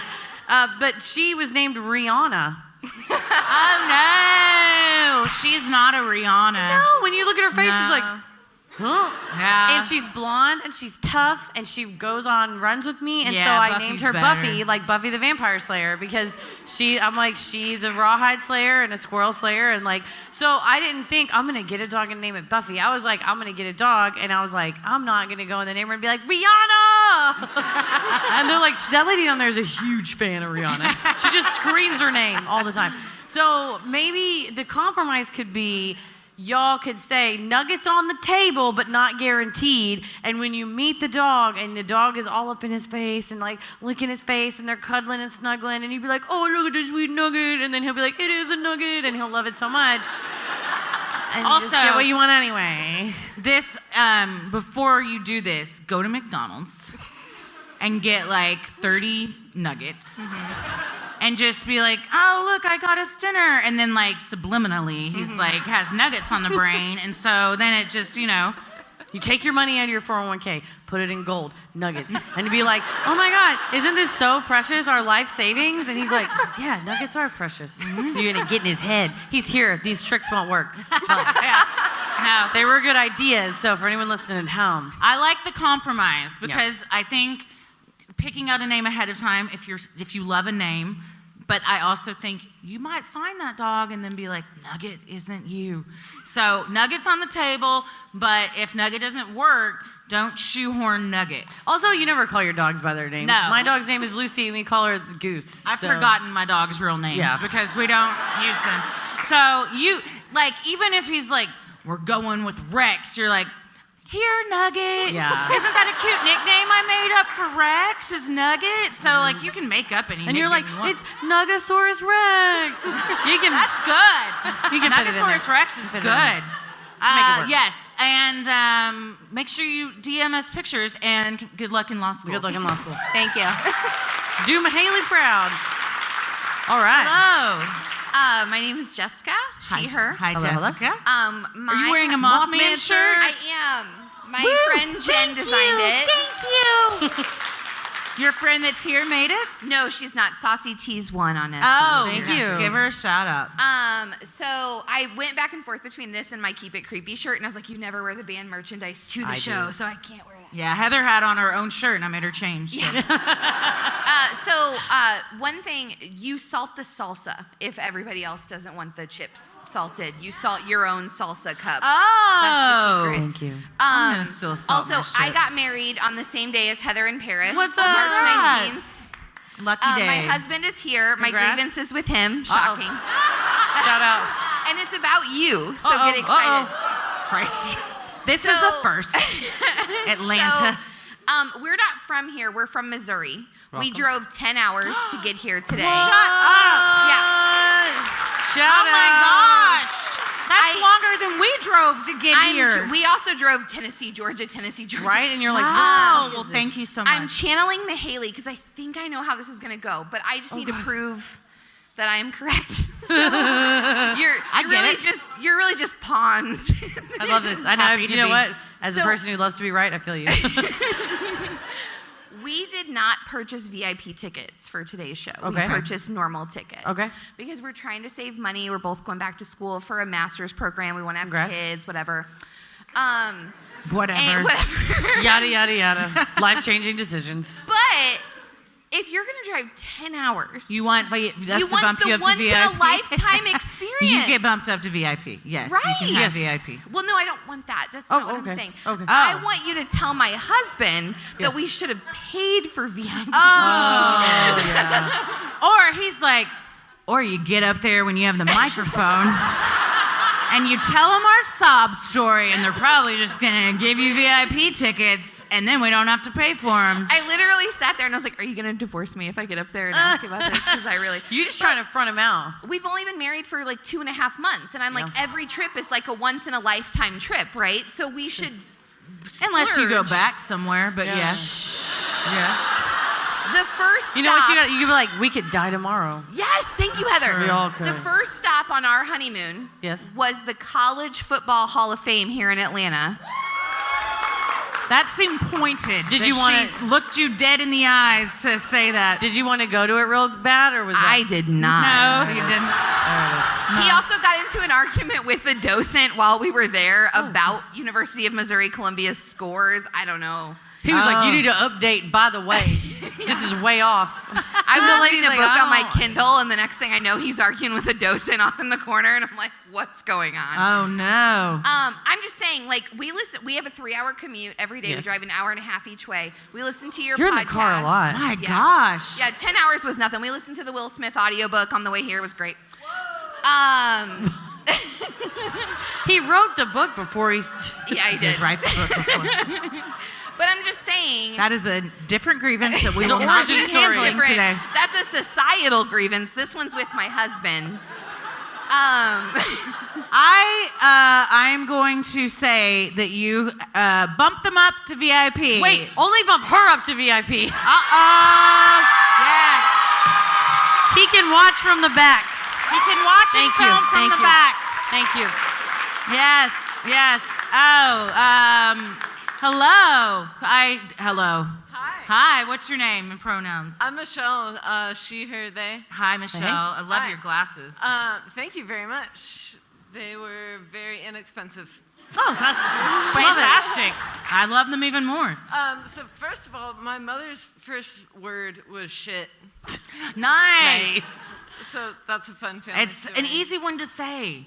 Yeah, and even for babies, uncle it taught feels it good. to her, much to her mother's grievance. But my grievance is with my current roommate. Okay. I bought him with his consent a dog for his birthday. Another dog. In October. Mm-hmm. And we've been co-parenting this dog for that whole time. Is its name Nugget? Its name is Bourbon. Oh, Bourbon. that's cute. I like that. Yeah. Wonderful dog, high energy, but fully at the point where he can be on his own. Mm-hmm. And I work from home most of the time, but I travel a lot. Mm-hmm. And my roommate works from an office sometimes. And when I need to go or want to go out of town, it's kind of an offense to him that I'm not there to be there to take care of the dog. Oh, the presumed dog sitter needs to take a trip. You're like, it's your dog. Yeah. So is your grievance, is he in the wrong? Right, like should I and I am in the wrong? No. Wait, so is he expecting you just to take care of the dog during the day because you would be there like normally working? Right, but if I'm like, oh, I'm gonna go to my family's lake house, or oh, I need to go work in Atlanta, or oh, I need to go visit my girlfriend. Yeah, you have every right to do that. You didn't agree to give your whole life up No. just because he wanted a dog And that in you were fact, kind it's- enough to give him. Isn't it technically his dog? It's his dog. Then it's his responsibility to find doggy care when you aren't there. Yeah, for sure. You're doing I feel like you're going above and beyond to take care of the dog while you're working from home and stuff. You strike me as a very kind person, and as Level-headed. a maybe less kind person, personally myself. I like to declare things and say statements versus like, if it's something that it's a boundary for me, I wouldn't be like, would it maybe be possible, is it okay for me to go to the lake house? It would be like, I will be at my parents' lake house this weekend. I will be leaving at 3. I have to work that out. Like, hey, I'll like mow the lawn before I leave. So because you feel like you have to like do something. Yeah. No. You feel like you have to make it up to someone to have a good time? No. You're entitled to a good time anytime. Yeah. Yes. No. If you need anyone's permission, which I don't think any of us do, you got ours. Yes. No, yeah, that's his problem. Like, you know, most people don't have a built-in dog sitter. They figure it out. Also, what if it can be left at home, just can't it be left at home while he's at work? It should be able to be. Yeah, he's Yeah. fine. He would be fine. Does your roommate have a major credit or debit card? If no, that's a different story. But if yes, sign up for Rover or WAG or Favor or not you. go he on can pay the, for it. If he has the Google machine, look up dog daycares near me and set up an appointment. So that sounds like a him problem, not a Don't you feel problem. guilty. No. Don't let the love of your roommate's dog prevent you from having your He's a own good life. dog. I do love that dog. Yeah, well, I'm sure you do. Yes. Not 24/7. Yes, everybody needs a break, and you deserve it. deserve one. Do not feel guilty. Final ruling. Boom. Boom. Hello. We're on this side now. Hi, Hi. Hello. What's your name and pronouns? I'm Chloe and Hi. she, her. Hi, Chloe. What's up? Hi. First of all, I'm so happy to be here. My We're- best friend and I have listened to you guys for several years. Oh, and we thank actually have you. matching friendship bracelets that say the devil rules the airwaves. Oh, I love that. Thank you. So my grievance is about a trip that I recently took. Okay. I have this group of friends that we do a yearly annual beach vacation. And prior to going down this year, my friend has started dating a new guy. Well, it just so happened that the weekend we were going down, it was also his birthday. So I knew that we had one day that was going to kind of be, dedicated to birthday events. But I took off work and used my vacation hours and drove over 12 hours to go down for this beach trip. And I did not have fun the entire time because the entire vacation was made about his birthday. So obviously, you know, I'm from here. We don't have like really cool, nice beaches close, right? So I drove all the way down to Destin.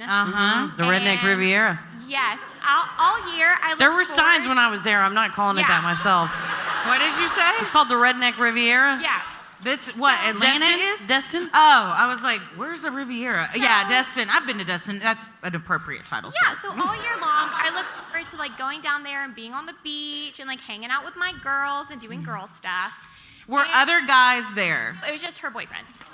How many girls? 3. So 3 plus you? Yes. Okay, so you, the girl, her boyfriend, another girl? Yeah. And all of y'all had to just celebrate him? Yeah, and I kept saying stuff like, hey, guys, I'm not having fun. I'm uncomfortable. Good for you. Good. That's good that you were honest. I even offered to pay because he really wanted to go on the boat. So I was like, oh, you know, I'll pay for us to go on the boat together. Like, I'll do something for his birthday. But that was supposed to just be one day. That's very kind of you. That's really nice. I was just trying to be nice. But I didn't give a fuck about his birthday. There's nothing wrong with trying to be nice. he couldn't drive, which, whatever. But Because of... he had a DUI. Oh. Okay. Well, we all people make mistakes. Yeah, but also, don't mess with my beach trip. Don't mess with my beach trip, bitch. Yeah, don't. So I love you your. should have had T-shirts made that you all wore that said that. Don't mess with my beach trip, bitch. I just Yeah. really love your voice in general, and then to be like, Thank oh, you. like, yeah. No, because what the heck, Wait, man? did you say I'm uncomfortable, I'm not having Yeah, fun, I was and like- to your friend that had the... I was like, hey, you know, I'm really like, I'm just kind of exhausted. Like, I'm not having fun. I kept expressing that I wanted to do all these different things. I'm like, I want to go dance on the bar at Coyote Ugly. Yeah. It's bike Hell week. yeah. I'm trying to ride on the back of a bike. I'm like, You're trying to fucking live your life. thank you. I'm like, man, I can't wait to go to the beach. We're going to go to the beach. Do you know that we didn't go to the beach once? What else do you do in Destin? How many times did you have to sing Dave and Happy? Buster's. You went to Dave and Buster's? So he, the whole weekend, just pulled the birthday card? Yeah, and I kept being like, man, I want to go to Coyote Ugly. I want to go eat here. I want to go do this. Could you and the other girl have just split off? I tried to. She wouldn't. So, question. The other girl wouldn't? Yeah, it was kind of a thing like, oh, well, he doesn't want to do that, so we can't go do that. I'm sorry, Prince birthday No, but boy. what about the other girl that didn't have the boyfriend? She was like just kind of there. God if that damn makes it. sense. Bump on a You log. gotta pick a side. Pick a side. She was just trying to keep the peace. So what would the girl that had the boyfriend, was she just like, well, I'm sorry, it's his birthday. Yeah, like I was like, man, I can't wait to go on the beach. Like I want to get in the water. I'm trying to play dolphins. I have yet to get swim over around. that Yeah. you went on a beach trip and didn't go to the This beach. is the worst part. I said, why didn't we go to the beach? Guess what? Her boyfriend doesn't like the beach. Then don't Why are we come at on the this beach? trip, Why are we at the dildo. beach? Y'all have- I don't know why I Murdered just her. called him a dildo. He's a fucking dildo. I have a question. Yeah. So, you said it was a weekend beach trip. What days of the week did you go? Like I went down there Thursday, and Thursday? I was supposed to stay until Tuesday. Okay. I ended up leaving Sunday me because good for I you. just felt so like unhappy and I'm just so so sorry. much like my needs were not met the entire weekend. And despite me like explicitly saying I'm not having fun, I want to Yeah. go do this, we haven't done this, it was just ignored. So, of all those days, there were 6 whole days that was planned, 4 completed. How many days were his birthday? Because it wasn't all of them, Just because one we day. all only have one Yeah. day. His actual birthday was on Saturday. So his activities were supposed to be on Sunday, and it just ended up being the entire time. Also, he lived 30 minutes away. So, like, once again, he had DUI. He couldn't drive. We had to drive him back and forth. Yeah. So we did that, like, multiple times. He lived 30 minutes from Destin? Yeah, he lives, like, out of the way. Like, we had to drive all the way down. Okay. It was terrible. Like, Hate I it. spent more Hate time all in the this. car. My ruling here is threefold. Yeah. So basically, my grievance is I did not have my toes in the water. I did not have my ass in the sand. This is the closing arguments. I had every worry in the world. No cold beer in my hand. Those are your rights as a God-given That American. is my rights as a In the human. Redneck Riviera. Everyone that grievance. enters the Redneck Riviera is granted those rights. It's like when you get off the plane, Yes. they hand you the beer in a koozie that says, I'm owed that. I'm owed fuck that. me up, man. I think what you got to do is you and non-boyfriend girl need another girls' trip. Correct. That, and it sucks because you already paid and took off time and work and stuff. You're entitled to compensation. I think you're entitled to compensation. Venmo request them. I think you send a Venmo request and it's just a peach, because that's your ass. A beach, because you wanted your ass in the sand. What else? You wanted to ride a motorcycle? I wanted to ride a motorcycle. I wanted to dance on the bar at Coyote Ugly. I wanted to ride the mechanical bull. I think it was bike week. It was $5,000. What are we saying? Bike week only comes once. $1 million. $1 million. Final Thank ruling. you. Venmo charger, $1 million. Or $1 million. Bike week is once in a lifetime. All right. Hello. All right, we're going to the other side. My name is Tyler, he, him. Hi, Hello, Tyler. I'm from Patreon. So are you Tyler Schwartz? Yes, I am. I'm a huge fan. I'm a huge fan. Tyler. Huge This fan. isn't a bit. Tyler is very funny in so all of fucking our funny. lives and is great in the chat. So I know this segment very well. Yes. I never thought I would be up here because I'm so non-confrontational. Like, you could spit in my face and I would apologize to you. If somebody spits in your face, you tell us and we'll beat their ass. You got it. But Heather's grievance kind of brought me back 4 years ago to an incident that me and my friend Nicole, we actually have a moniker now. We're called the Front Row Assholes from this incident. And it's kind of like an inside joke, and we joke about it. But, now I'm like, you know what? Fuck these guys. So 4 years ago, we went to a concert, Casey Musgraves, at the Tabernacle, which... So the Tabernacle is a venue here. It's like an old cathedral that was repurposed as like a concert venue. So it's really old and Probably very beautiful and cool. Yes, it is. But also very sketchy because if you get on the floor, you hear it creak when you're jumping around. You're like, Yeah, you're like, one heavy bass and I'm through this damn floor right now. So anyway, there's no like elevators in this venue to get to the top, and we bought our tickets really late, so we were like nosebleed, third balcony level. We were in like the front row in our box section. So since it's also an old venue, they have like actual people working the spotlights in like a bucket. A bucket? Like it's like, it was literally like a bucket. This guy was just sitting there and doing. Oh, yes. Okay. So I was right behind that said bucket. This is all context. No, so I love it. We're, at a concert. Everybody in the venue's standing and having a good time. Casey Musgraves is a great country concert. Having a good old time. Well, about halfway through her set, we hear behind us, "Hey, fuckers, why don't you sit down in the front row?" And I looked at Musgraves show. So I look at Nicole. It was me and her, and then two other strangers we didn't know. And I look at her, I was like, "Are they talking to us?" And she's like, I mean, we're the only people in the front row besides these guys. So you're like, which of us? There's a 1 in 4 chance they're talking to us. So I'm like, I mean, everybody else is standing here, so we didn't think anything of it, so we just kept standing. A couple songs later, this girl's boyfriend, the one that yelled at us. Not a girl's boyfriend. God damn, came the worst. down to, like, our row and, like, was literally stomping his feet, and he was like, "Sit the fuck down." Like, so bad, we had to tell the guy in the bucket. The bucket man. We were like, "Listen, this dude is about to, like, beat our ass. Can you do something about this?" Use your bucket as protection. So, wield it. He was like, "If it gets any worse, like, we'll do something." I'm like, "All right." So they. What did you say when the man confronted you? Well, so they actually, when he confronted us, he was like on the stranger's side. It was like the two strangers were like, we were that far apart. So he was like on their side. It's about 6 feet or so apart. Yeah. So like they were the ones who mainly had to deal with that. Oh. But so anyway, they kept just like, heck, it was a. Did you sit down? No. Good. Oh yeah. As you shouldn't. It's a concert. So like I said, no elevators. So you have to be able-bodied to get up to that third level. Right. Like, I'm not ableist, so like if they had, accessibility issues, of course, I would sit down. I wouldn't care.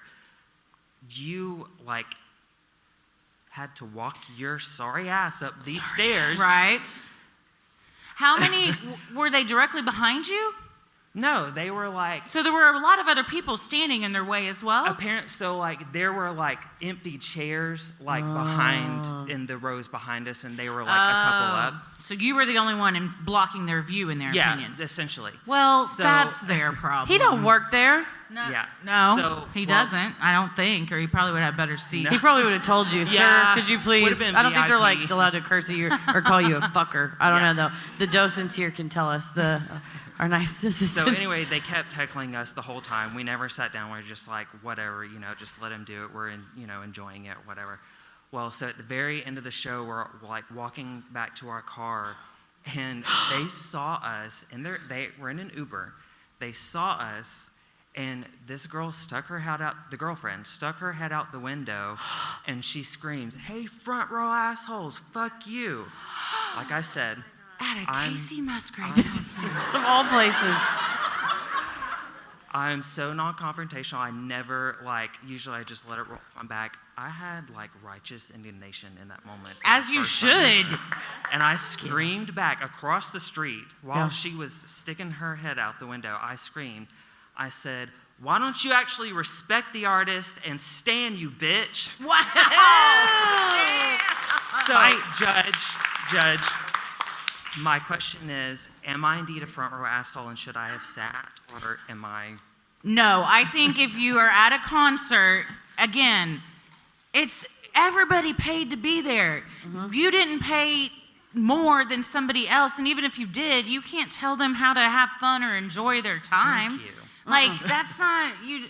Unless there was a everybody sits rule that was announced at the beginning of the show. And everybody was standing. And it's assumed you're going to stand at a concert. And if you don't want to, then save up and get a front row ticket. Right, and then you can sit. Where no one's in front of you. And then you can, and if you dare yell at Casey Musgraves to sit down, then. Oh, no, she'd have your ass. God help you. No, you're not an asshole at all. And they sound like miserable people that probably are self-entitled and act that way everywhere they go. He's a monster for not standing. We stand for a lot of stuff. We stand for the national anthem, and we stand for Casey Musgraves. We stand for... But I think you were in the right. You were in the right. And you know what? When someone screams at me in the street, I'll scream right back. Yeah. If somebody opens that door, you step right in if you want to. You're fully entitled. Finally, first of all, even if I thought you were an asshole, I'd say you're not an asshole because I love you from our Patreon chats. But you're definitely not an asshole. For sure 100%. not. For sure not. Respect the Musgraves. I think we're going to cut it off. We have 2 more standing here, and I think y'all will be our last one. Okay, yeah, perfect. Yep. Hi. Are you a double grievance? We're dual. So we've never had this. We have grievances with ourselves. Actually. Oh, what are your names? I'm Candace. I'm Deanna. Candace and Hannah. Deanna. Yes. I'm sorry. So we have a podcast. Okay. Do you want to get bumped up to the VIP? No. Is this one? You want to plug your show? I'm not saying no, but that's not what we're here for. So basically, we're seeking professional advice / we have a grievance with ourselves. Okay. We have so much fun doing our podcast. We're basically wondering, should we just continue to do it despite the amount of downloads? What are your downloads? Like 150-ish. Okay. How long have you been doing it? We started in quarantine October 2020. Okay. And we have we're middle school best friends, so we Love just it. have so much to talk about. What's the name of your podcast? Go ahead and plug it. It's called No Fucking Way. Okay. What is the premise? So we kind of talk about anything that's just shocking, disturbing. I mean, UFOs, lobotomies, true crime, murder, anything that makes you say no fucking way, basically. Okay. Got it. So we're just wondering, should we keep going since we enjoy it, or just cut it off because there's trillions of podcasts and we'll never do a show like this? Well, basically? first of all, don't say that because we never thought we'd be doing a show like this. I did. I predicted this. And so I'm a seer. I'm kidding. I did not. So don't sell yourself short. What I would say is, regardless of what you decide to do, you don't have to stop your no fucking way conversations between the two of you because that's why you started doing it and you love it. So, like, even if you don't record it for others to hear, like, still do that, you know? Course, yeah. I would say any good art should be done for the sake of doing it and not with a focus on the outline or the outcome. Right. So if you're outcome focused, the underlying art will suffer, and it will be whatever it is. And so if right now you find great joy in doing it, you're going to have a great product, like I'm sure you do, because the joy is in it. If you have no joy in doing it, you're like, God, I want to fucking record this, and then I got to edit it, then I got to upload it. If you don't want to do that, don't do that. And like Christy said, still enjoy. Go to a bar and have those conversations. Exactly, and have fun or whatever. But if you do enjoy the process and you do enjoy creating it, you should focus mostly on the process. And if there is feedback, like you're like, well, nobody's really downloading it, be aware of other people in your genre and what's going on and maybe tweak it or whatever. But the focus should not be on the downloads and the outcome, and it was not for us. And it was not like, well, no one's listening, because guess what? For a lot of months at the beginning, there was 200 people listening, and it was everybody that we actually knew. And you know what? Back then, the counting mechanisms were a little bit off, so it was probably less than that. You should at least feel good that the technology is to the point that that's probably pretty accurate. But we're like, 200 whole people. No, but sometimes it double downloads, and there's a whoopsie. But so my recommendation to any kind of art, doesn't have to be a podcast, writing, painting, dancing, whatever you're doing, the practice is the thing to focus on, and doing it right and doing it well and doing it joyfully and generously. That you're creating, I feel like we create a thing for you all, that we create something that makes you happy or keeps you company, and not something that we want 1 billion people to listen to. If that were the case, we probably wouldn't talk about getting fingered and shitting ourselves that much. But we find that's how we're gonna get 1 billion listeners, Heather. Thank you very but much. if we do, it's because we told those stories generously and joyfully, because we want to share and be vulnerable with everybody and open. And so just for whatever art anybody's doing it for the right reason and focusing on the practice and not the outcome. Agreed. That's my advice, whether it's a ruling or not. Does that help some? Absolutely. All right. Does one of you want to continue and one of you wants to stop? Is that the grievance amongst the two? No, right? Fight. Yeah, Are we the same? No, we're the same. Yeah, no, we both love it. Yeah. We both enjoy it. We both have fun doing it. It just feels like a really cool science project that nobody's looking at. There you go. But as long as like you're having fun making the science, which is how science works. Should be. We just make it. If it's not, hang up your lab coat. then focus on that, you know, and then like, and don't let the download, don't even like check them, you know, like don't worry about that. Put the period earlier in that sentence. It's a really fun science project, period. Yeah, and let that be. And then like, eventually if you're like, you know what, this isn't as fun anymore, then that's when you should stop. Because like any improv troupe that I've been in, like, I always now, like in the beginning, I'd be like, oh, this is such a chore. I'm not having fun. I don't want to do these shows. We're in an improv troupe together. It's never with you. I know, I'm kidding. And I know you felt like this too, but you feel like obligated to do it. And then once you quit, you're like such relief. And usually there's a long time before you quit. It's just like with jobs and stuff Dating too. sometimes. Yeah. Right. So once it gets to that point where it's like a chore, then stop. Because like Heather said, the joy isn't going to come through. But if you're having fun, have fun. And then, you know, record it. And if maybe people start listening, maybe they don't. But like, don't let that ruin the joy that it brings you. The type of art that's made for fame is like, the Seth Godin is a famous author about creativity. And he's like, when you're looking for a big audience, that's like Gilligan's Island. When you're looking for a good audience, that's like Mad Men. And so you're like, well, we're not super popular, but it may be that you're making something really good that's for a niche amount of people. So, Your Honor? My final ruling is keep doing it because you love it. And then if you don't love it, don't do it. And don't worry about the downloads or whatever you deem as success. Just do it because it makes you happy. And then if success comes from it, you're living the dream. Boom. Thank you. You're living with no chains. All right. Last one. Last one. Hello. Thank you for being so patient. Yes. What is hi. your name and pronouns? Abigail Shehurst. Hi, Abigail.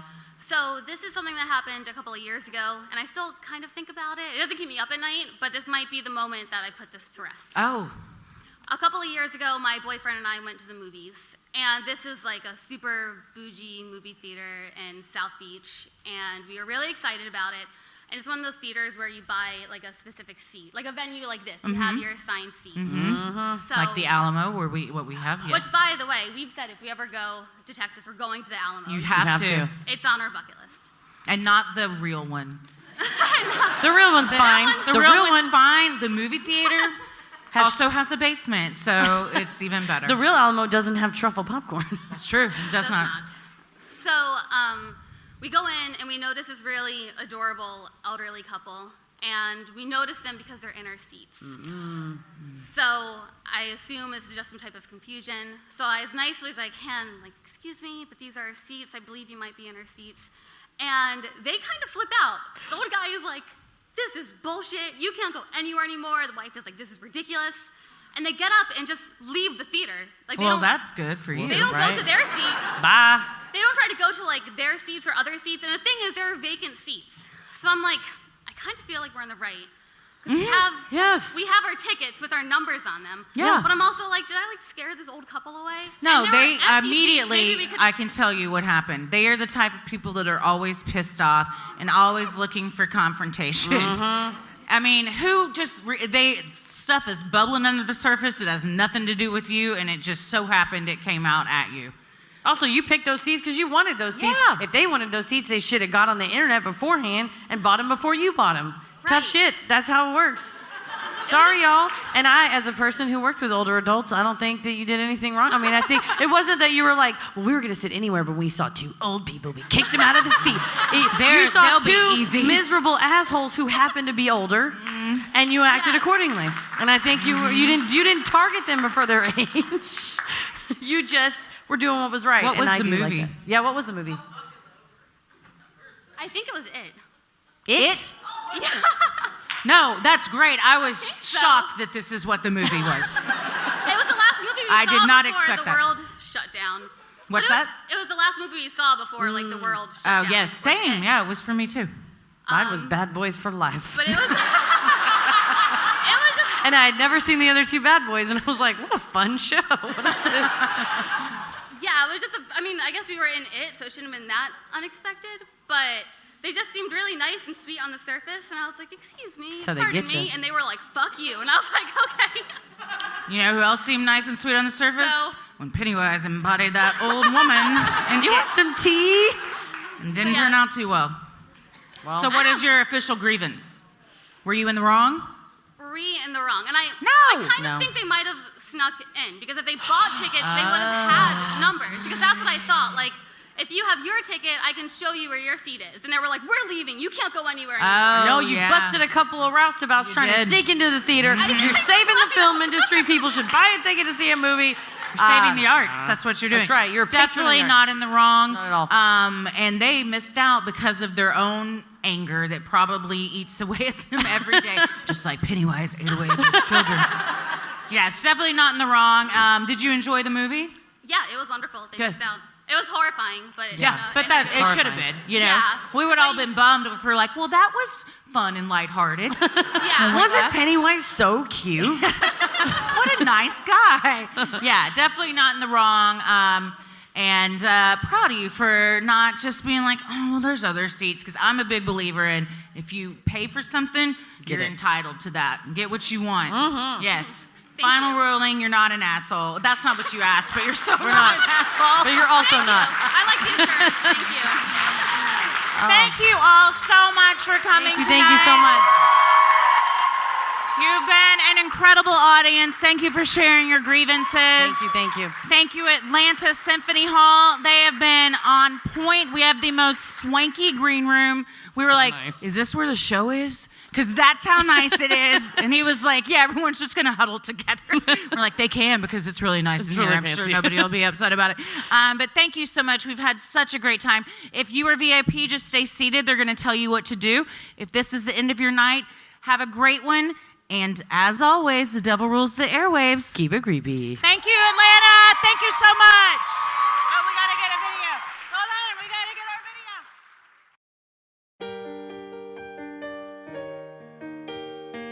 We love providing Sinisterhood to you at no cost, so if you like what you hear, consider supporting the show by donating to our Patreon. We're a small operation, creating this show for you by researching, writing, recording, and producing it ourselves. Any amount is sincerely appreciated and helps offset the cost of making and hosting the show.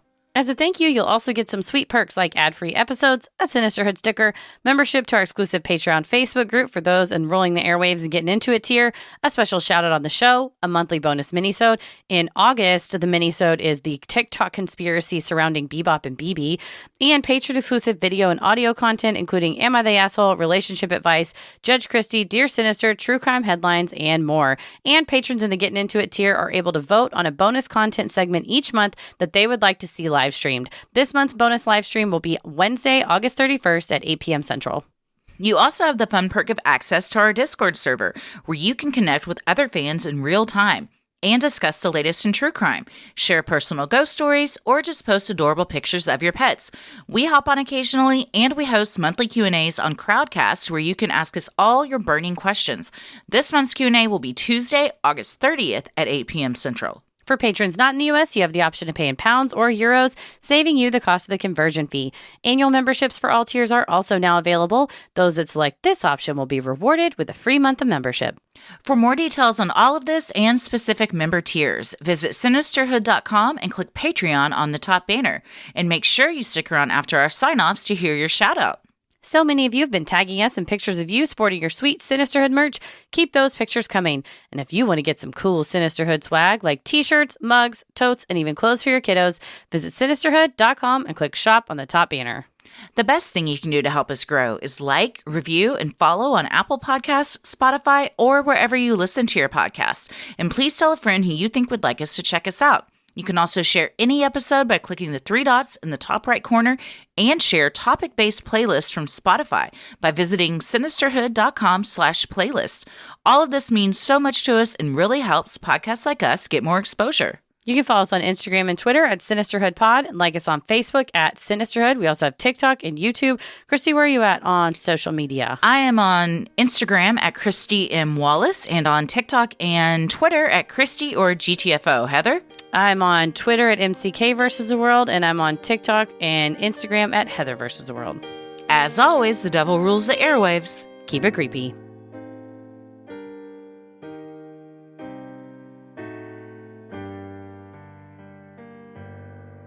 Thank you so much for supporting the show on Patreon. Here are your special Patreon shout-outs.